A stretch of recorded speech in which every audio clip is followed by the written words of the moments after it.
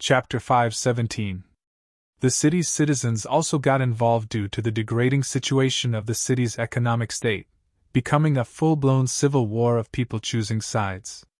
Gustav had all the information he needed on the groups in power, so he had already planned his first steps out as they journeyed across the skies. He could tell that things would be really chaotic, but he prepared his mind for whatever was to come. About an hour later, a loud whistling sound suddenly reverberated across the place as alarms started blaring within the aircraft. The pilot's eyes widened as he quickly steered the aircraft out of the way. A blue beam shot across the sky, passing by the side of the aircraft. It was only inches away from grazing the aircraft, and even though there was no contact, the force from the beam rattled the plane vigorously. Gustav was already alerted at this point as he turned to face the pilot's corner. "What's happening?" he voiced out with a confused expression. "We're under attack," the pilot voiced out loudly from ahead. Gustav had already thought of this, but he was quite shocked that this would be happening. "From who?" Gustav asked as he prepared to unstrap himself. Unidentified Azalon jet in pursuit. The voice of an AI resounded within the aircraft as a projection of a massive black rhombus-shaped jet appeared in front of Gustav. "What the hell is that?" Gustav voiced out with a tone of disbelief after seeing just how the jet had different weaponry strapped to it. The pilot moved the aircraft forward at full speed and dodged to the side to avoid another incoming projectile. This time a purplish ray blasted past them, causing the aircraft to vibrate intensely once again. Gustav lost his balance while trying to stand and nearly got blasted towards the back of the plane. "It's an Azalon jet. One of the top 10 most powerful flying weapons in the world. It doesn't need to be piloted by anyone. It only needs to be locked onto its target, and it will annihilate them," the pilot explained while still flying across the sky and dodging the multiple projectiles. "Just stay in your seat, I've got this," the pilot voiced out after noticing Gustav trying to stand once again. Gustav stared at the pilot from behind with a contemplative expression before leaning back and strapping himself to the seat once again. The pilot's eyes squinted as he moved his right hand away from the control wheel, piloting with just his left hand, tapping on some keys within the cockpit. From outside, within the clouds high up, these two aircraft could be seen bolting across the sky at immense speed. One was twice the size of the other, and it happened to be the Azalon jet. Twi. It would occasionally shoot out attacks of different kinds, missiles, and bolts of energy. Still, the pilot of the MBO aircraft seemed to be very skilled. He dodged every single projectile skillfully as 3 massive cannon-like weapons protruded from the sides of the aircraft. However, no attack was shot out yet. The aircraft kept gliding through the air and dodging the projectiles from behind. All of a sudden, the MBO aircraft accelerated into the sky and disappeared into a cloud. The aircraft behind shot through the massive cotton of cloud and arrived on the other side. However, he was unable to see the aircraft. It quickly decelerated and started sweeping from place to place across the sky, looking for the MBO aircraft. This continued for about 30 seconds before the MBO aircraft suddenly appeared on its rear. Zoom! Boom! It shot out a powerful penetrative red beam that slammed into the left bottom corner of the jet. Zwee-eye! As the jet tilted to the side after taking the damage, the MBO aircraft swerved towards the back. They shot out another beam towards a particular corner of the jet. Boom! A loud explosion blasted across the sky as this second attack destroyed half of the jet. It started diving downwards, falling through the clouds. "You really think having a nearly impenetrable covering makes you the intimidating, hee." The pilot laughed lightly within the aircraft as he moved forward with speed, ignoring the crashing jet behind. He's good. Gustav had to admit that this was one good pilot. At the start of the attack, the whole situation seemed dangerous with the pilot's expression, which was why Gustav was ready to spring into action, thinking he wouldn't be able to handle it. It seemed the pilot was only surprised at the fact that they were getting attacked. Gustav had witnessed the whole exchange between both aircraft through both the holographic projection in front of him and his perception that could sense outside of the aircraft. Based on what the pilot had said, it would seem the jet was almost impenetrable. Still, he seemed to have targeted the weak spots, which he wouldn't have been able to lock onto if he didn't keep running at first and pull the disappearing trick he did earlier. What none of them noticed was a red object that dislodged from the crashing jet, flying in the direction where their aircraft was headed. This red object turned invisible as it bolted through the skies in the same direction the aircraft disappeared into. Reporting an air attack at coordinates. Gustav sat back with a contemplative expression as he listened to the pilot report the incident that had just happened while still gliding through the sky. It was a wonder why anyone would try shooting them down. There weren't a lot of organizations that had the balls to attack an MBO aircraft, and even those that did wouldn't try it so as not to incur the wrath of the MBO. This led Gustav to think of two possible theories. Either these people were stupid or confident enough not to leave any tracks behind. Currently, a troop of MBO officers was heading towards the crash spot to investigate where the jet was sent out from. Chapter 5:18. It was already a given that this wasn't a common occurrence with the pilot's reaction, which led Gustav to one final realization. This attack was directed towards me. Young Joe, maybe? This was the only person Gustav could think of at the moment. It was unlikely that anyone else would try this because even though he amassed quite the fame during the MBO test phases, he hadn't built enough prestige for any enemy force to truly consider him a threat. This was his thought process, and he could only think of young Joe being the culprit. About 3 hours later, Gustav could see the aircraft descending a little bit as they arrived at the end of a side of the Pacific Ocean. They glided past it, arriving above a massive city. This city had different kinds of small 2 to 3-story buildings lined up in rows and columns. They were so loosely joined that one would think there were no spaces in between. However, it looked very beautiful and quite civilized due to the well-constructed passageways in different areas and a floating train rail connected to different city points. "We have arrived in Ruhugi City, a neighboring city to Lialuk City," the pilot voiced out as the aircraft began to slow down. They kept moving for about a few hundred miles before they arrived above a small forestry area. Within this forestry area, a visible cleared-out space could be seen up front. It was the size of 3 football fields combined, and camp houses could be seen. The aircraft descended at a clear spot by the right side amidst the stares of a group of officers who seemed to have been expecting their arrival. TSSHHHH, the door slid open, and Gustav walked out of the aircraft with the pilot. The group of officers in the vicinity were already walking towards them. "Officer Crimson, welcome." The leading officer, who happened to be a tan man with a buzz cut and buff stature, was the first to arrive in front of Gustav and offer a handshake. Gustav responded by receiving the hand and returning the handshake. Still, after a few seconds passed, the officer didn't let go of his hand. "I heard you're quite powerful among the cadets," he said as he tightened his grip around Gustav's hand.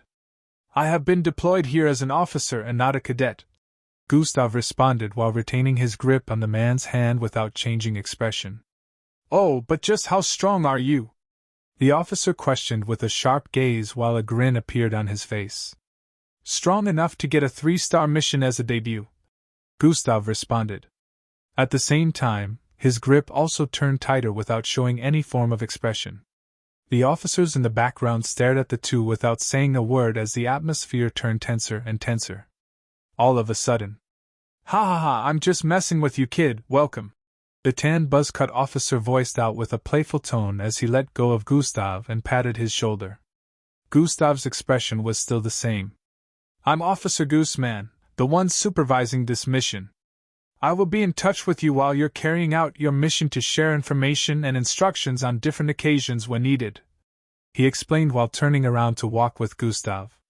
"This is Officer Louis Integro, Officer Millie Brown and Officer Tron Bosco." He introduced the other 3 officers behind, who were lined up just as he had called them sequentially. A massive 7-foot-tall man with long red hair, a stunning mixed Latino-looking lady with an hourglass figure and tied-up black hair, and lastly, a fat 6-foot-tall bald man with a stomach similar to the size of 7 balls joined together. They all greeted Gustav, and he returned the greeting as well. "We will be providing you with assistance as well," Officer Millie Brown voiced out.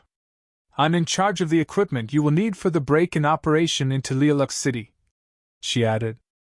Both of us will deal with helping you get in undetected. Officer Louis Integro voiced out with a deep tone next while hinting at the other officer, Tron Bosco, who nodded in response.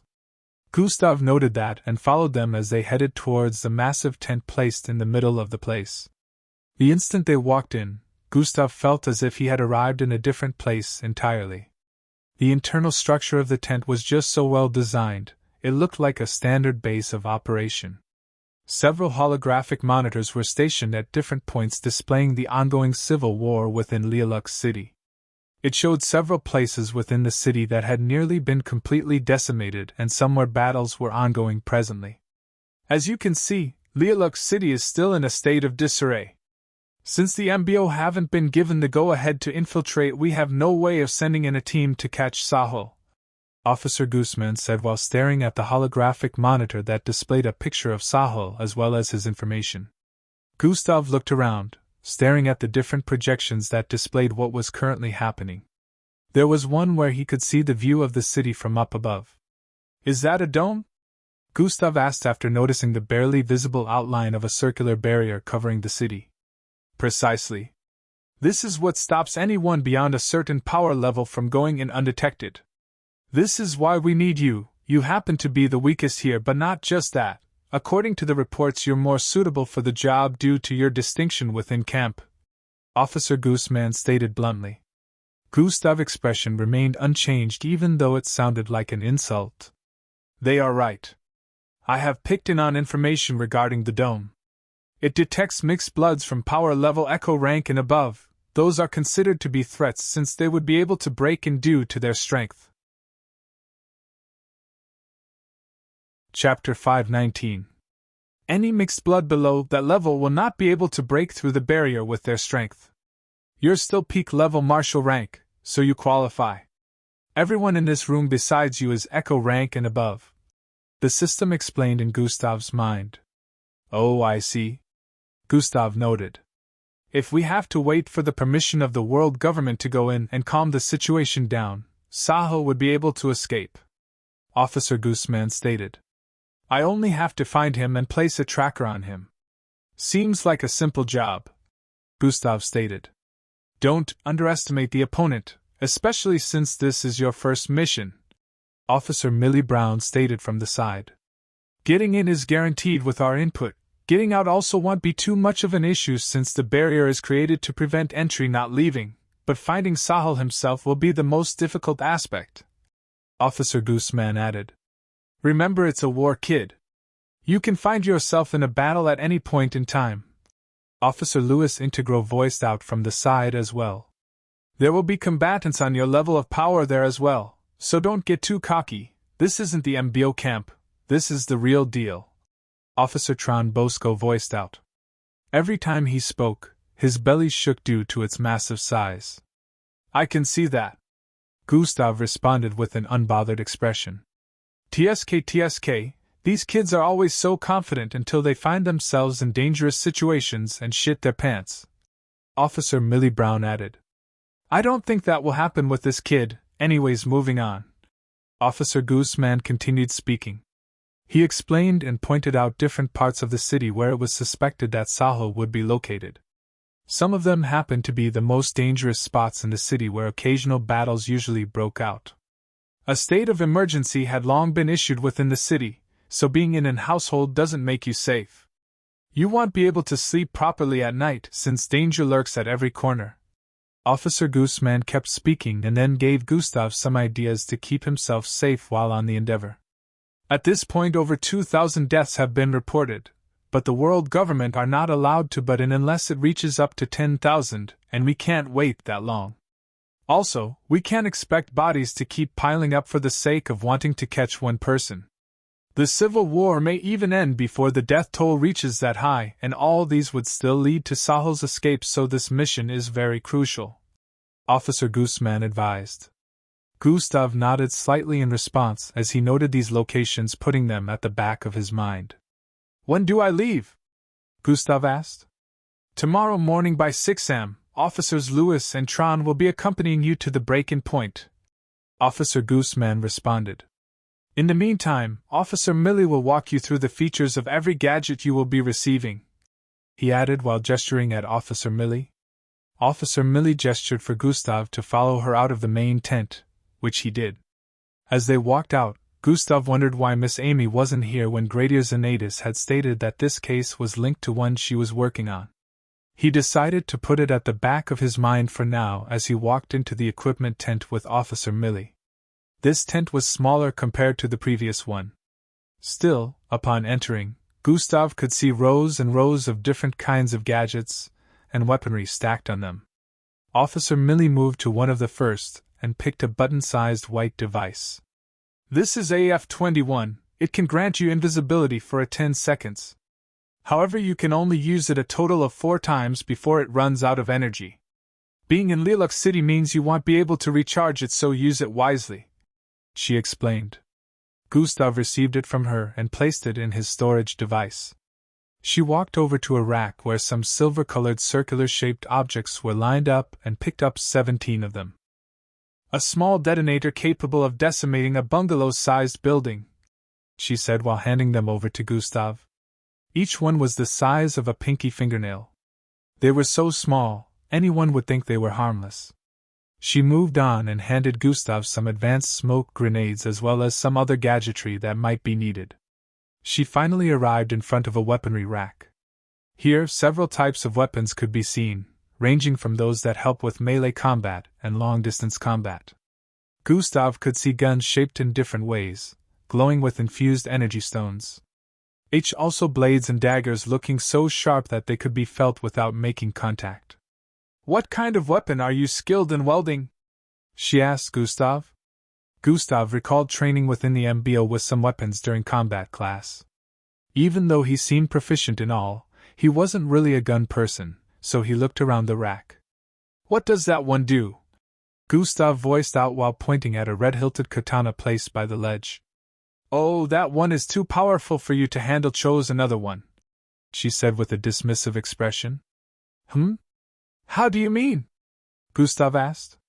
It has the power to cleave steel or any tougher solid metal with ease based on the wielder, she explained. Its powers is revealed with a swing, but you will not be able to swing it, she added.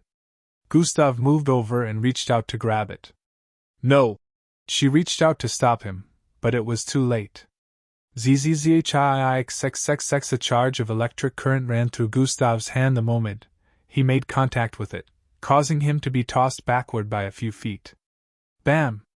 Gustav slammed into some of the racks behind. Ow! He voiced out bluntly before picking himself back up with an unbothered expression and checking his hand. Scorch marks had appeared on his skin, but right before his very eyes, the scorch marks began to disappear as he healed. It easily broke through my defense? Gustav was astonished. Chapter 520. It easily broke through my defense? Gustav was astonished as he stood in place and stared at his hand. Are you all right? Officer Millie voiced out with concern as she arrived in front of him. Yeah, I'm good, Gustav responded while waving his right hand to get rid of the numbness. I wanted to tell you that using it also damages the wielder. The more destructive you want it to be, the more damage it inflicts, she stated. Oh. All right, Gustav stated as he began walking towards the front again. He suddenly stretched out his hand towards the hilt of the sword again before Officer Millie could react. What are you do? Before she could complete her sentence, Gustav had already grabbed hold of the hilt. Bzzzzzztttt. The electric arcs appeared again, electrocuting Gustav's hand, but he was already prepared for it unlike the last time. He hardened his body as he forcefully picked the katana up and unsheathed it even while the electrocution was still happening. The entire blade was up to 4 feet long and reddish in color, with blue arcs of electricity swimming across it with intensity. Swissish. Dashing out of the tent, Gustav arrived outside instantly and swung the katana forward with force. Sweez, the 27 feet long reddish arc covered in lightning bolts traveled forward from the katana towards the forest in front. Loud vibrations rocked the place as about 70 trees in front were instantly cleaved in half and set on fire as the arc traveled forward non-stop. Forward! A blazing fire rose up, causing Gustav's eyes to slightly widen. Oh! Who knew it was this effective? He voiced out with a wry smile before sheathing the katana back and placing it in his storage ring. The instant it disappeared into his storage ring, Gustav's arm trembled a bit from the intense electrocution his arm went through while trying to swing the katana. "I'll take this one," Gustav said to Officer Millie, who had just walked out of the tent and witnessed what just happened. Her eyes, along with her mouth, were still wide open. How is a marshal-ranked cadet able to swing the Jiko Hakai katana? With barely any damage for that matter. From the first touch he should have passed out. She couldn't wrap her head around what she had just witnessed. The other officers had also come out at this point to see half the forest in front of them nearly burnt to the ground. What happened? Are we under attack? This was their first question. Officer Millie quickly explained to them what had just gone down. They also stared at Gustav with looks of surprise, not wanting to believe he actually managed to swing the sword without being turned into a shish kebab. Gustav was actually harmed, but his body had the regenerative function, which was why he wasn't bothered about causing self-sabotage to himself. He's gotta have one hell of a pain resistance, or his body is so tough that such high voltage of electricity barely damages him. Like you, Tron. Officer Gooseman voiced out while staring in Gustav's direction. Officer Tron's stomach shook as he nodded. It is very impressive for a cadet to be able to wield it, and even swing the Jiko Hakai katana without getting roasted to a crisp. Even some full-fledged officers would have passed out after one swing since not everyone has a great body defense. He praised. Why are we just watching the forest burn? Lewis, do something about this. Officer Gooseman instructed. Officer Louis Integro nodded and walked forward with his massive body. He arrived a few feet in front of the burning forest and stretched both hands sideways. Pa! Forward! The instant he clapped both hands together, a blast of icy energy burst forth.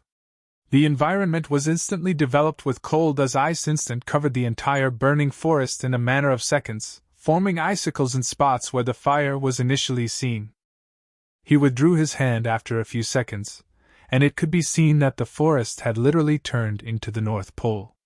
Snow covered the trees along with fog spreading to every part of the forest.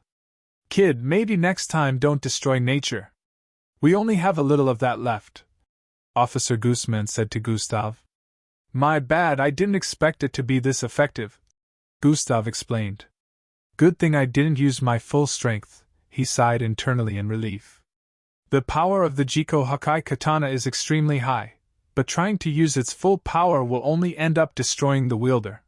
The system voiced out in Gustav's head. See, if I tried wielding it at full strength, what would happen? Gustav asked internally. Your arm will be blasted off. If you tried using it with transformation while activating some of your bloodlines to give power boost, half of your body will be blasted apart, and you might not survive based on your current regeneration level. The system explained with a solemn tone. Oh, that's pretty dangerous. Gustav was intrigued to see how much destruction could be created at his fully powered swing. Still, now that the system had told him this, he had to reconsider using it beyond a certain level. Gustav was later shown to the tent where he'd be spending the night.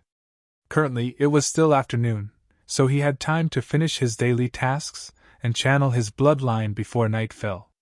About 2 hours later, Gustav was done with his daily tasks and returned to his room to channel his bloodline.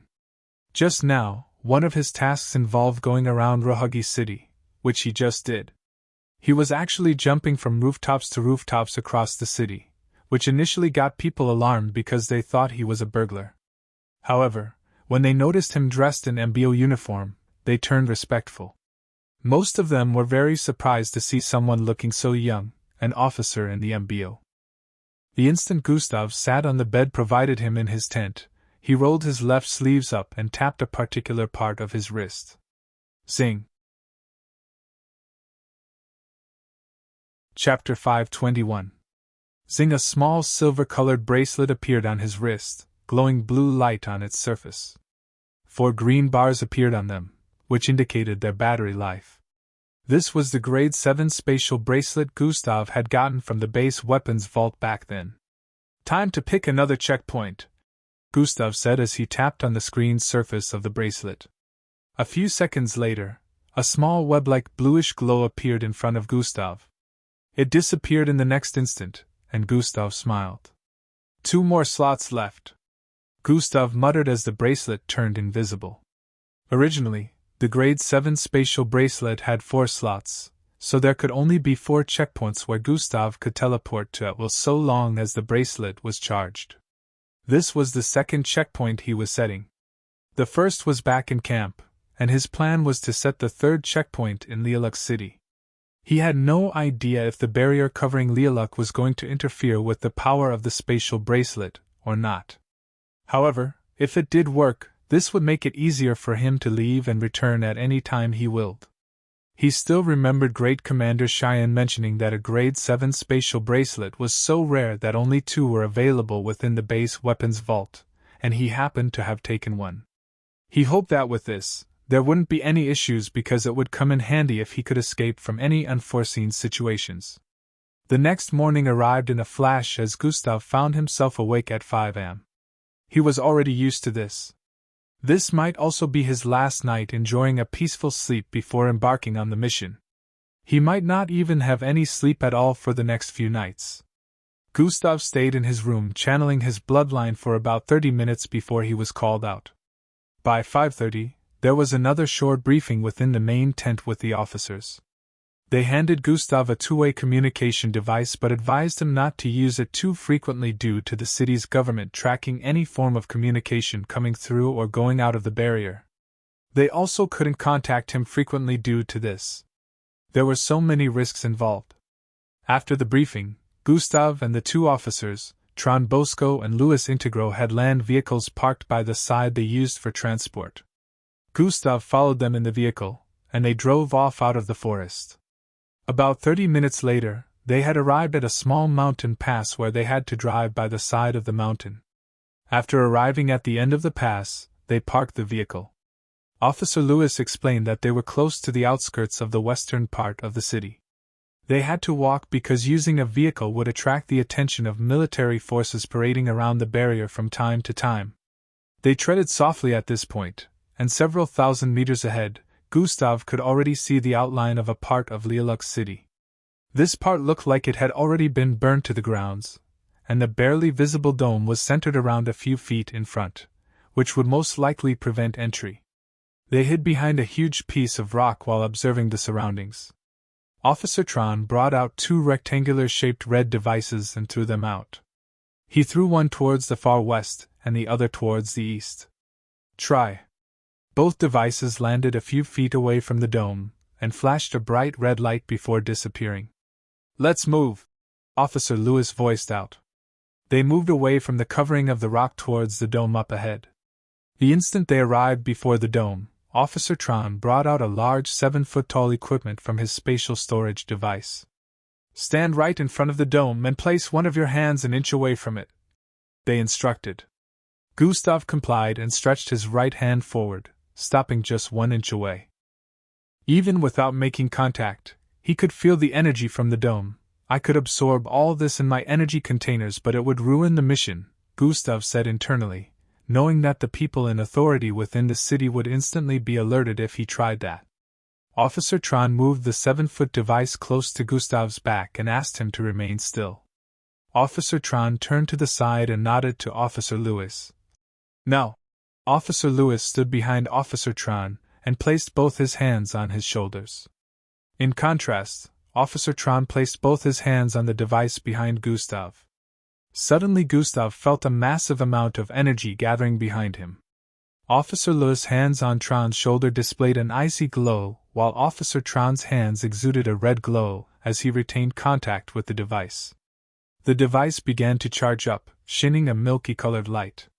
Gustav saw his body turning a bit transparent, and he felt a little woozy. "Go in now," Officer Tron shouted from behind while groaning like he was in pain. Even though Gustav felt woozy, the instructions sounded clear in his head. He proceeded to move forward, and his body phased right through the barrier, and he arrived on the other side. The instant he got through, his body returned back to normal, and he stared at both officers through the layer of barrier in between them. They looked a bit worn out, but he also noticed their looks of caution, like something had happened. They signaled to Gustav to keep moving as they quickly packed up the equipment hurriedly and turned around.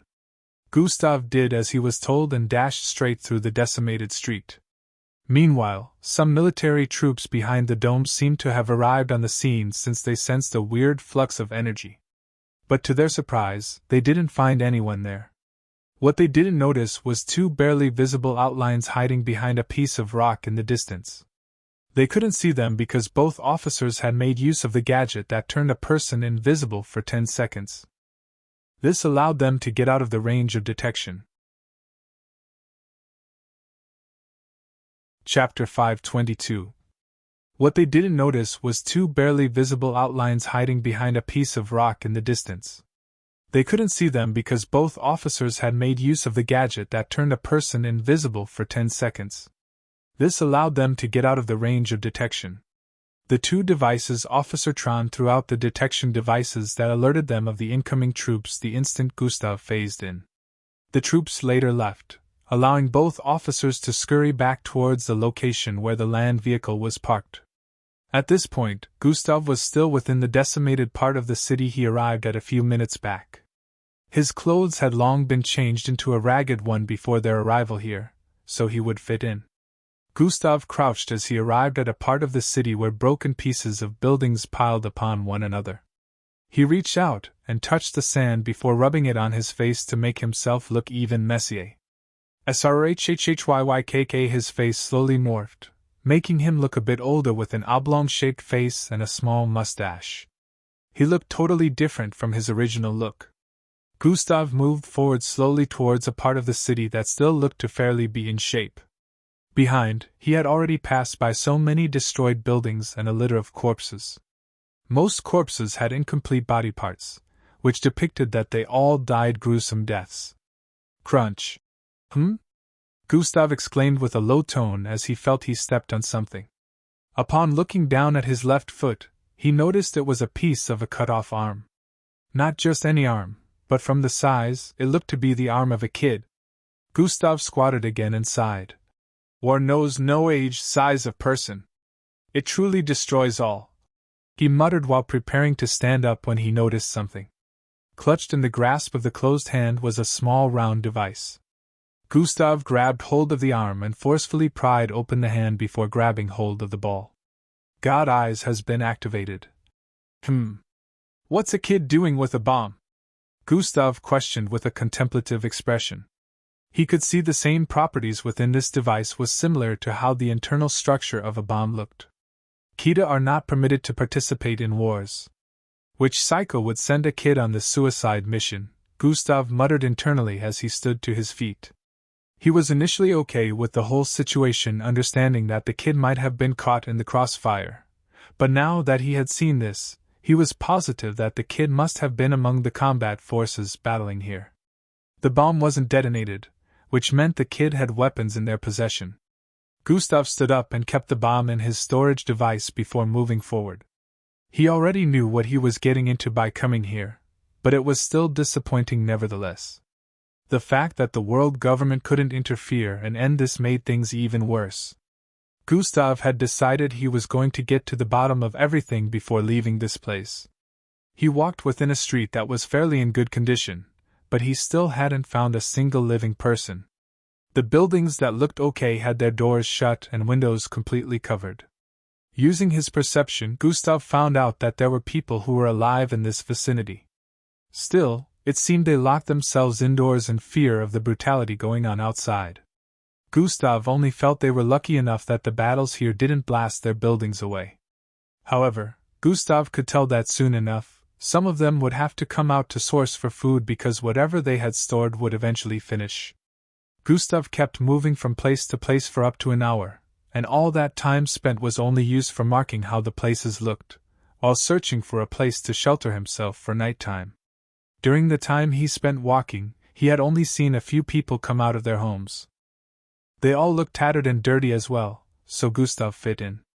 This particular region was one of the locations where it was mentioned that Sahel might be hiding, but so far, Gustav hadn't even noticed anything out of the ordinary. About an hour more later, Gustav had scoured this whole region on foot. He visited what was left of the bus stations, the nearly run-down upwards where trains used to travel over the city with floating railways. So many spots, but nothing seems to be happening in this region as of now. Just as Gustav was about to go round again, the sounds of fast footsteps suddenly reverberated across the environment from up front. Gustav noticed that several people who were on this part of the streets started running. A middle-aged man tapped Gustav as he ran. "The Zalabans are coming," he voiced out and kept running. He felt Gustav had no clue of the situation, which was why he alarmed him. Gustav looked around the vicinity. He had already found somewhere he could hide out around here, but the wall by the side had been blasted open. Gustav turned to face the building on his right and leaped towards the second floor. So he landed in front of an empty apartment that had its back wall blasted open. Gustav walked in through the door space, which was wider than it was supposed to be, and quickly moved towards the left area of the wall. He bloated slightly as his body transformed into a greenish fur appeared on his body, and another head began to grow on his back. Activated partial collapsal transformation, Gustav placed his hand on the wall, and smooth-looking icicle-like walls protruded out of his hands and onto the edge. These icicle-like walls joined the wall on the left to the wall on the right, closing up the space of the broken wall behind. Chapter 523. Gustav didn't stop. He kept it up till the holes in the roof were covered alongside part of the entrance, leaving only a little space.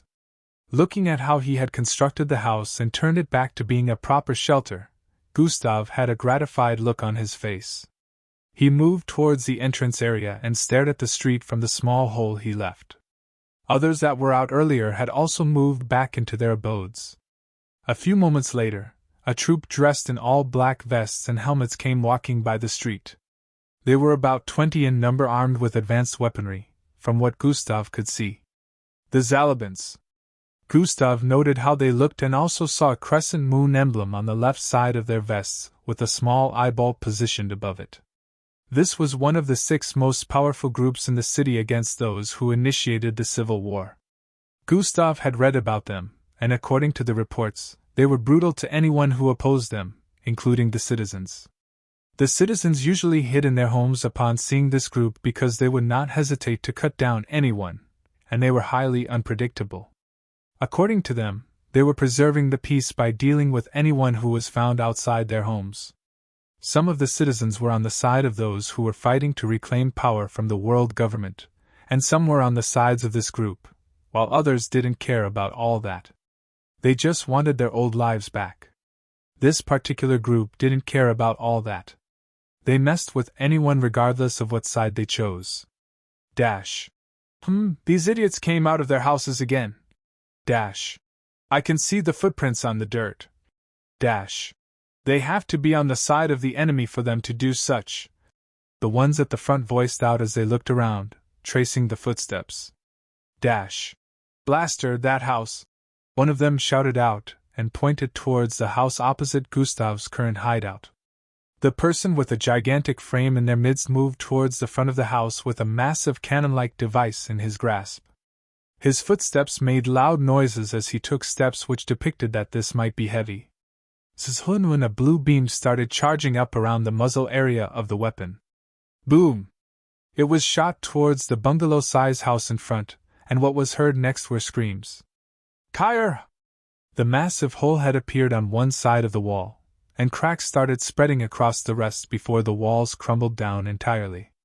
A family of 5 could be seen within the household, crooked up together with visible signs of fear on their faces. 2 parents, a teenage girl, and 2 young boys. Some of the troops moved forward and surrounded them while pointing their weapons towards them. The person who seemed to be like the leader among the group moved forward and reached out his hand to grab hold of the father's head. Kyr! No! Father! The children and the wife screamed out as the man was dragged away. Did you forget you were supposed to stay indoors? Disobeying means you're going against the government, and going against the government means punishment from us. The group leader voiced out with a raspy tone. Please, I needed to feed my family. We have nothing left. How are we going to survive without food? The man pleaded with a fearful and apologetic look. You were provided with palliatives, don't act like you got nothing. The group leader voiced out before throwing the back of his hand towards the man's face. Pa! The smack sent him flying backward with blood jetting out of his mouth. 2 people from the troops reached out and picked him up before bringing him to the front of the leader again. Please, the palliatives were barely enough to feed my children and wife. The man still kept pleading while gesturing at his family. Oh, you mean them? The group leader voiced out with a condescending tone while turning to look at the rest of the family. A smirk appeared on his face as he walked forward. Why don't I help you with that then? He said after arriving in front of the other family members. The father, who was still kneeling in front, turned around as he heard that. What do you mean? He questioned while blood kept dripping from his mouth. I will help you reduce the number of your family members, so the palliatives will be enough. Just as the group leader voiced that out, a weirdly shaped blade appeared in his hand, which he swung forward. Swai, the wife's head was smoothly cleaved off. Plop! It fell to the ground along with her body while blood gushed out like a fountain from her headless neck. Kyr! Mom! No! All 4 of them shouted out in fright as a fountain of tears streamed down their faces. The father's eyes widened as he stared at his wife's headless body. He couldn't believe his eyes. He saw his life flash before his eyes as he stood to his feet and ran towards the leader in a bid to attack him. I'll kill you! He shouted out in a fit of rage as he brought out a sharp object from his pocket. The leader easily swerved to the side and thrust out his left leg towards the father's side. Bang! A loud bone-cracking sound reverberated across the place as the man was sent flying to the side and kept rolling as he vomited blood. The troops reached out to hold him down and brought him towards the group leader on his knees. I have helped you reduce the size of your family to make feeding easier. You should be thanking me, not trying to stab me. He voiced out into the ears of the weeping man who had just been widowed. Gustav, who was watching this from within his hideout, had a dark expression on his face after witnessing what had just gone down. Remember, you can't interfere with the war. The system could sense the rage building up within him, so it quickly reminded him. Chapter 524. Remember, you can't interfere with the war. The system could sense the rage building up within him, so it quickly reminded. Gustav recalled the conversation at the tent base of operations where the officers had advised him several times not to interfere with battles happening between citizens or situations like this unless he was directly involved. According to them, staying hidden most times was the best, so he wouldn't attract attention to himself. His power level was among the highest that could be found within the city, so it would pretty much get suspicious if he kept revealing himself, which was why they advised him to only battle in situations where he couldn't escape from. I know. I wasn't gonna interfere anyways, Gustav answered without showing any expression whatsoever. The system remained silent after hearing that, and they kept watching what was going on. The leader of the group started walking in circles around the man. Or you think this still isn't enough generosity? He voiced out with a condescending tone. All right then, let me help you more, he added with a weird tone before moving towards the frightened kids. He reached out and grabbed the head of the teenage girl. No! What are you doing? Don't touch my daughter! Don't harm her! The father kept shouting out as he saw this, but 2 people from the troops kept holding him down. Harm her? No, definitely not, I won't do that, the leader voiced out, causing the man to calm down. Faskia, what do you think about her? The leader voiced out while running his hand along the girl's face and turning her from side to side. The girl had a lightly tanned face with beautiful brown eyes and curly blonde hair, and she looked no older than 16, but her face was smeared with dirt. Do you think she'll be to Commander Fabian's liking? The leader of the group asked while a big fat person from the troop walked towards them. Ah, Sir Lucius, once she's all cleaned up, her beauty will show. Commander Fabian likes them this way. Fabian voiced out. All right, she's coming with us. Take her. The leader of the group, known as Sir Lucius Commander, as he turned around. No! Please! Don't touch my daughter! The father kept pleading along with the two brothers. Kyre! The girl screamed out as one of the men lifted her on his shoulder and started carting her away. She struggled, kicking and scratching, but she was no match for the strength of fully grown mixed bloods. I have assisted you once again. Now you only have 2 mouths to feed. No more complaints, Sir Lucius voiced out as he walked past the father, who quickly reached out to hold his leg. Please! Don't take her! She's only 16! He kept pleading, but it fell on deaf ears. Sir Lucius pulled his leg from the father's grasp and stomped on his head before he continued moving again. The father ignored his bleeding head and quickly jumped to catch Sir Lucius' leg again. Please! I beg of you! Gustav, who was watching from the other side of the building, began to silently tremble as rage kept building up in his mind.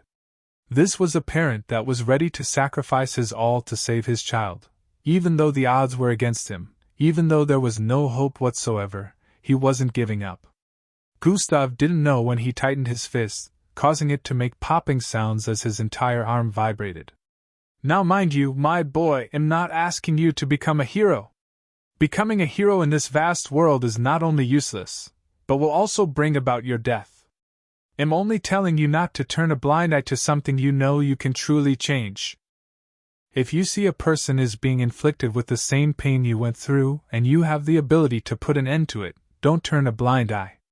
You don't have to be a hero, but being numb to wicked deeds and the likes of those who are a nuisance to the community makes you no different from the people you hate. Boss Danzo's words kept reverberating in Gustav's mind as he watched the father of those kids being struck down again and again and again. The other neighbors in the vicinity also watched this cruel deed from their positions, but there was nothing they could do about it. Can you determine their power levels? Gustav suddenly asked the system. Why? The system asked with a suspicious tone. Just do it, Gustav commanded. All right. The leader is at the Falcon rank while the others are ranged in between Gilbert to Marshal. The gigantic one is peak Marshal like you. The system analyzed. Got it. Gustav stated as he noted all 20 of them, analyzing them with god eyes as well. Gustav proceeded to bring out a fox-like mask from his storage device and put it on. To avoid them calling for backup, I need to end them as quickly as possible. Gustav muttered as he closed his eyes. The instant he opened his eyes back, a pinkish flame appeared within it. The leader in front was about to kick the man away again when he suddenly sensed something and turned around to face the building Gustav was in. In the next moment, a wave of pinkish energy spread forth, covering the entire vicinity. Plop! Plop! Plop! Plop! Every single person within the troop fell to their knees as it made contact with them, the leader included. What in the world is this PWR? He voiced out while staring through his helmet, trying to look for the enemy. He and every other person in the troop were struggling to regain control of their bodies. Whoosh! In the next moment, a white silhouette flashed by. And a loud blade-like sound rang out, and before everyone could understand what was happening, heads began to fall. Chapter 525. Plop! Plop! Plop! The leader struggled to move his body as he saw this silhouette dash from place to place with a milky glowing dagger in its grasp and a weird-looking fox-like mask. His men couldn't even scream as they had lost control of their bodies. Helmets dropped one after the other with heads within them as fountains of blood kept jetting out of the headless bodies. Gustav arrived in front of the bulky guy who was lifting the teenage girl and stabbed him right in the left shoulder, severing his arm from his body before pulling the girl from his grip. Swissish. He dashed towards the front and dropped the girl beside her siblings. The girl kept vomiting after witnessing the cruel scene in front, while her little brothers had covered their eyes. Gustav reached out to the father next and picked him up. Take this. He handed him a medicinal pill, which the man put in his mouth, causing his injuries to quickly begin healing. Take your family away from here. Gustav's voice sounded extremely deep and powerful, different from his usual voice. Ah, thank you, the man appreciated as he quickly moved towards his kids and hurried them away from the scene. Swoosh! He dashed back once again towards the rest who were still on their knees. Only about 7 of them were left. I have about 10 seconds more, Gustav said internally as he dashed towards the rest, activating sprint. Sprint has been activated. The troops could only hear the sounds of whooshing air, and the next thing they knew, a whitish blur had phased past them. It was so fast that they could see their vision turning upside down as their head fell to the floor before everything turned black completely. In 5 seconds, Gustav had murdered almost everyone, and at this point, 2 of them were left. The leader and the one gigantic one who used the cannon-like gun the other time. Just as Gustav dashed towards them, a massive wall suddenly ascended from the ground and surrounded both of them. Gustav kept dashing forward and swung his blade once, causing the entire thing to be destroyed in one swing, but the instant he did that, a mighty spear-like light was already headed towards him from the front. It had appeared right before him that dodging seemed impossible. Gravitational displacement has been activated. The force of gravity around him suddenly turned weird as the spear of light moved slightly towards the side while Gustav also swerved at full force. Swai-hi! The spear grazed his left shoulder, drawing a line on the surface that caused a drop of blood to roll down his sleeves. Fwowish! Gustav arrived about 100 feet towards the side as he took in a deep breath. He had managed to escape that, but now the 5 seconds left were up. Both men instantly jumped to their feet the moment they regained control of their bodies. She and multiple rays of light suddenly converged around him, forming hundreds of spears barely, which he sent hurling towards Gustav. The gigantic one pulled the vest from his body and tore his upper clothes before revealing his muscular upper body. Grhhh! He growled out as he increased in size, becoming about 11 feet in height, looking like a colossal being. Thump! Thump! Thump! Thump! His footsteps echoed as every step brought tremors to the vicinity. Gustav was currently dodging the light spears and slashing forward at those he couldn't dodge.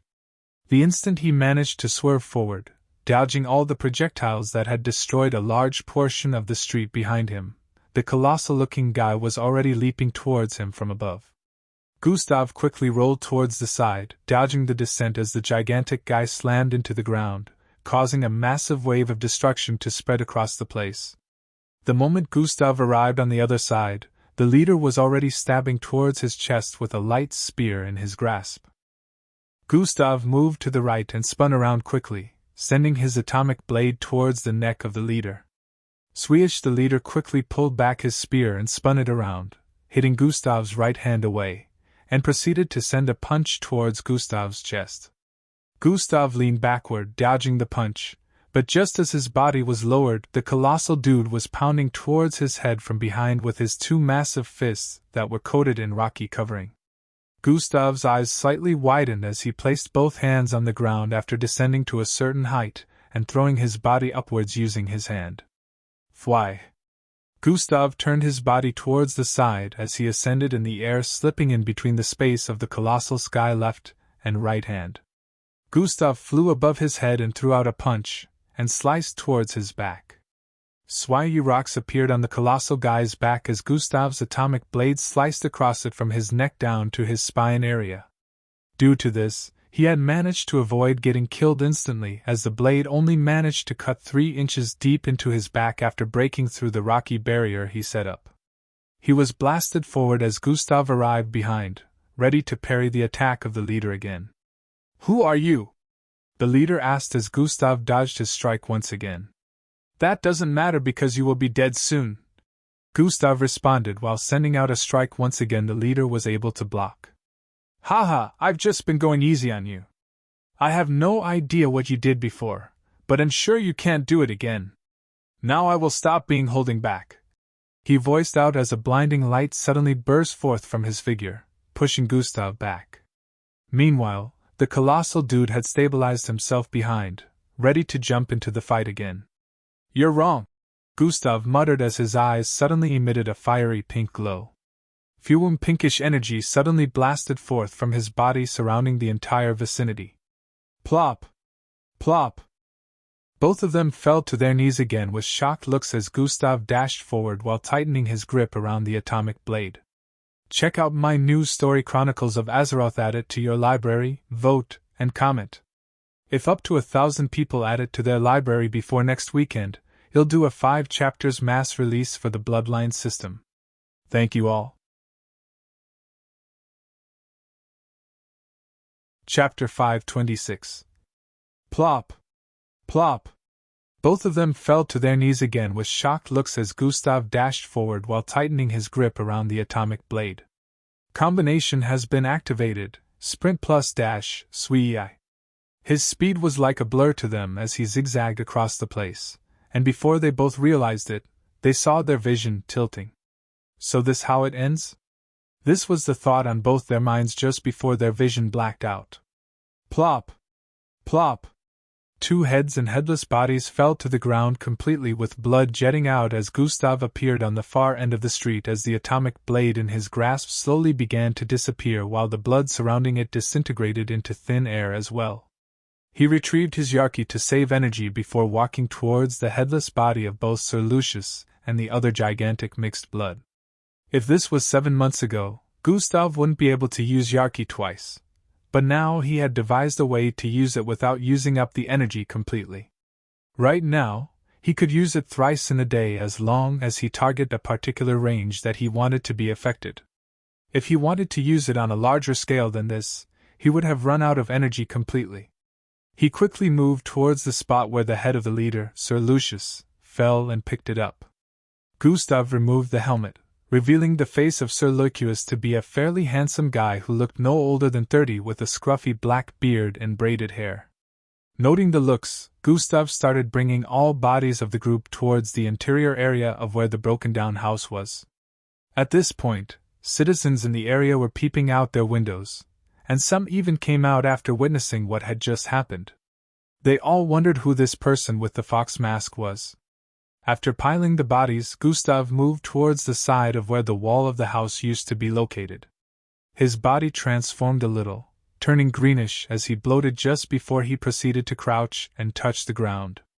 ZZZRRGGCH. ZZZRRGGCH. ZZZRRGGCH. Icicle-like walls shot out from the ground and started forming a barricade around the area, turning into a small household in a few seconds. The place became covered up, and the neighbors outside could no longer see what was going on inside. Gustav quickly took the clothes of Sir Lucius off along with the helmet, and kept it in his storage ring along with his communication device. Gustav proceeded to bring out a small button-sized silver-colored device. Beep! Tapping on it, he activated it and dropped it within the barricaded surrounding before starting to move towards the small opening he left above. Tum! Gustav jumped upwards, phasing through the small opening above, and proceeded to block that as well before jumping off. In the next few seconds, boom! A loud blast rang out within the barricade, causing it to vibrate intensely. The citizens in the vicinity saw a small hole blasted within the wall on the barricade Gustav set, and all they could see was smoke. Gustav had incinerated the bodies within. As Gustav moved away from there, dashing towards another region, he allowed the barricade he set to collapse. When it did, all that could be seen where the corpses initially were was only a patch of black. Everything solid within had been completely disintegrated. Dash. Just who was the fox-masked man? Dash. Is he on our side? Dash. Who cares what side he is on, he saved that family. The people in the vicinity said amongst themselves. Gustav found a place to hide out a few minutes later and changed his outfit. Underground a small, nearly ruined building, Gustav was dressed in a black outfit holding a helmet. His face slowly morphed into that of Sir Lucius as he brought out the small communication device in his storage which was currently ringing. It was a rectangular device that displayed the name of the person currently trying to communicate. Commander Fabian. This was the name displayed there, and from what Gustav remembered, this person should be higher up the ropes than this Sir Lucius. Gustav pressed his neck area as he coughed twice. His voice suddenly started changing, turning a little raspy before becoming deep and strong. This was the same way Sir Lucius sounded. He brought out some red liquid he stored within his storage ring and wiped it all over his face. Gustav finally answered the call a moment later. "Lucius, where have you been? My goodness, what happened to you?" A portrait-sized projection of a square-shaped face middle-aged man with sharp eyes appeared in his line of sight. He noticed the blood smeared all over Lucius' face, which caused him to speak that way. "There was a situation, all my men are down. We were attacked by unknown forces at the 21st region," Gustav reported with speed using Lucius' identity. "What? Which group was responsible for this?" the man in the projection asked with a look of fury. "I'm still investigating that, which is why I was not able to respond in time. They had advanced weaponry just like us and came prepared to battle with 5 times the amount of men I had with me." Gustav kept giving a fake report. "Do you need backup?" he asked. "They are no longer in sight, but I am tailing some of their forces at the moment, so I might not show up for a while," Gustav answered. Is he also selling weapons to our enemies as well? That bastard?" Gustav caught this statement and stared at Commander Fabian with a suspicious gaze. He wanted to ask who Commander Fabian was referring to, but that would blow his cover since Lucius was supposed to know who this person is. "It's most likely that he is doing just that. Is there any way we can get to him and propose a deal so he stays clear off the enemy?" Gustav asked. Chapter 527. Good idea. He last mentioned he was heading to Region 32. That greedy bastard is probably hiding somewhere there selling these weapons to the highest bidder. They'll send some troops there to make him an offer he cannot refuse using my name," Commander Fabian stated with a smile. "You're still as smart as ever, Lucius," he added. Gustav bowed his head slightly in respect. "I have to go now, Commander. I don't want to lose the enemy's trail," he voiced out. Yes, be careful. I was expecting some beautiful girl today, but I understand the situation now. You'll make do with the ones I have here." A sadistic grin appeared on Commander Fabian's face before the communication was cut. Gustav's face turned a little dark after that as he slowly transformed back into his normal look. "What do you think?" the system asked from within. "I can't jump into conclusions just like that. It's a battlefield, so there will definitely be more than one arms dealer. However, this is our first and only lead, so I might as well follow this one for now," Gustav analyzed. They were currently in Region 13, which was where the whole incident with the group went down. This easy victory was mostly achieved due to his use of Yarki, which he couldn't rely on again till it recharged completely. Also, he now knew that there were mixed bloods who could still activate their bloodline's abilities while under the hold of Yarki. This was something Gustav didn't expect, and now he knew his Yarki still wasn't powerful enough. His conversation with Commander Fabian was done to mislead them, which was why he mentioned Region 21. If Commander Fabian was going to send troops to check on Lucius, they would be sent to an entirely different location, so he believed that for the time being, the kids and their father would be safe. Gustav didn't plan to remain in this get-up. He couldn't continue playing Lucius since he hardly knew anything about him. If he had adequate information about Lucius, he would have penetrated the Zalabin's clique using Lucius' identity. Still, if he decided to try it now, he would only be putting himself in harm's way since many things could blow his cover. He was just glad to have received a new lead. "Region 32 is up to 1,500 miles away. You won't get there till evening," the system stated. It wasn't even mentioned among the suspected regions Sahel might be hiding. I guess the best way of figuring this out would be being a part of the fighting force. That way I would be able to gather information on where the arms are coming from," Gustav mumbled while taking off his clothes. He was currently changing back into his tattered-looking wear and putting Lucius' clothes into his storage device. Most of these weapons were being used majorly because the troops in battle were very weak. Besides people like Lucian and the other gigantic guy Gustav fought before this, most of the other mixed bloods were below the martial rank, and some of them had not even surpassed the Zulu rank. This was one of the reasons Gustav was asked to stay out of battle. Those who had reached his strength level would be considered big shots, so he could attract the attention of the battling forces here, which could end up blowing his cover. It was currently almost 12 noon, right now. Even though Gustav was very fast, it still took him at least 3 hours to travel a distance of close to 2,000 miles unless he went at full speed and used combination in the process. This would cause him to expend a lot of energy points, and he wouldn't want that to happen since he needed to save as much energy as possible. Using a fairly moderate pace would make him spend a long time traveling, but he would be able to save energy, and he also wouldn't attract too much attention to himself. After changing, Gustav decided to begin his journey. Dashing across the streets, he saw more and more demolished buildings devastated by the war. ZZZHHHHZZZHHH. After about 2 hours of traveling, Gustav found himself blitzing across a battlefield. Boom! Boom! Boom! Boom! Explosions occasionally went off across the surroundings as troops from opposite sides kept firing different types of artillery. Thump! Gustav leaped upwards and landed on a 9-story building by the side. The position he leaped from erupted in flames a moment later as a projectile slammed into it. Gustav could sense up to 400 forces scattered across the place with his perception. Bodies were dropping every second, and even citizens living in this particular area kept running from place to place, trying to escape. Gustav could see a massive crowd of no less than 100 headed towards the southwest area of this region of the city. Shrieks and cries filled the place as the crowd moved forward like their lives depended on it because it did. Gustav dashed forward and leaped forward away from the building he was currently standing on. As his body traveled across the air, boom, the building he had just leaped from exploded into smithereens, causing debris to be scattered all across the place. Bam! Gustav landed on the ground and dashed forward once again, dodging projectiles sent at him since, at this point, no one knew who the enemy was. They were random shots all across the place.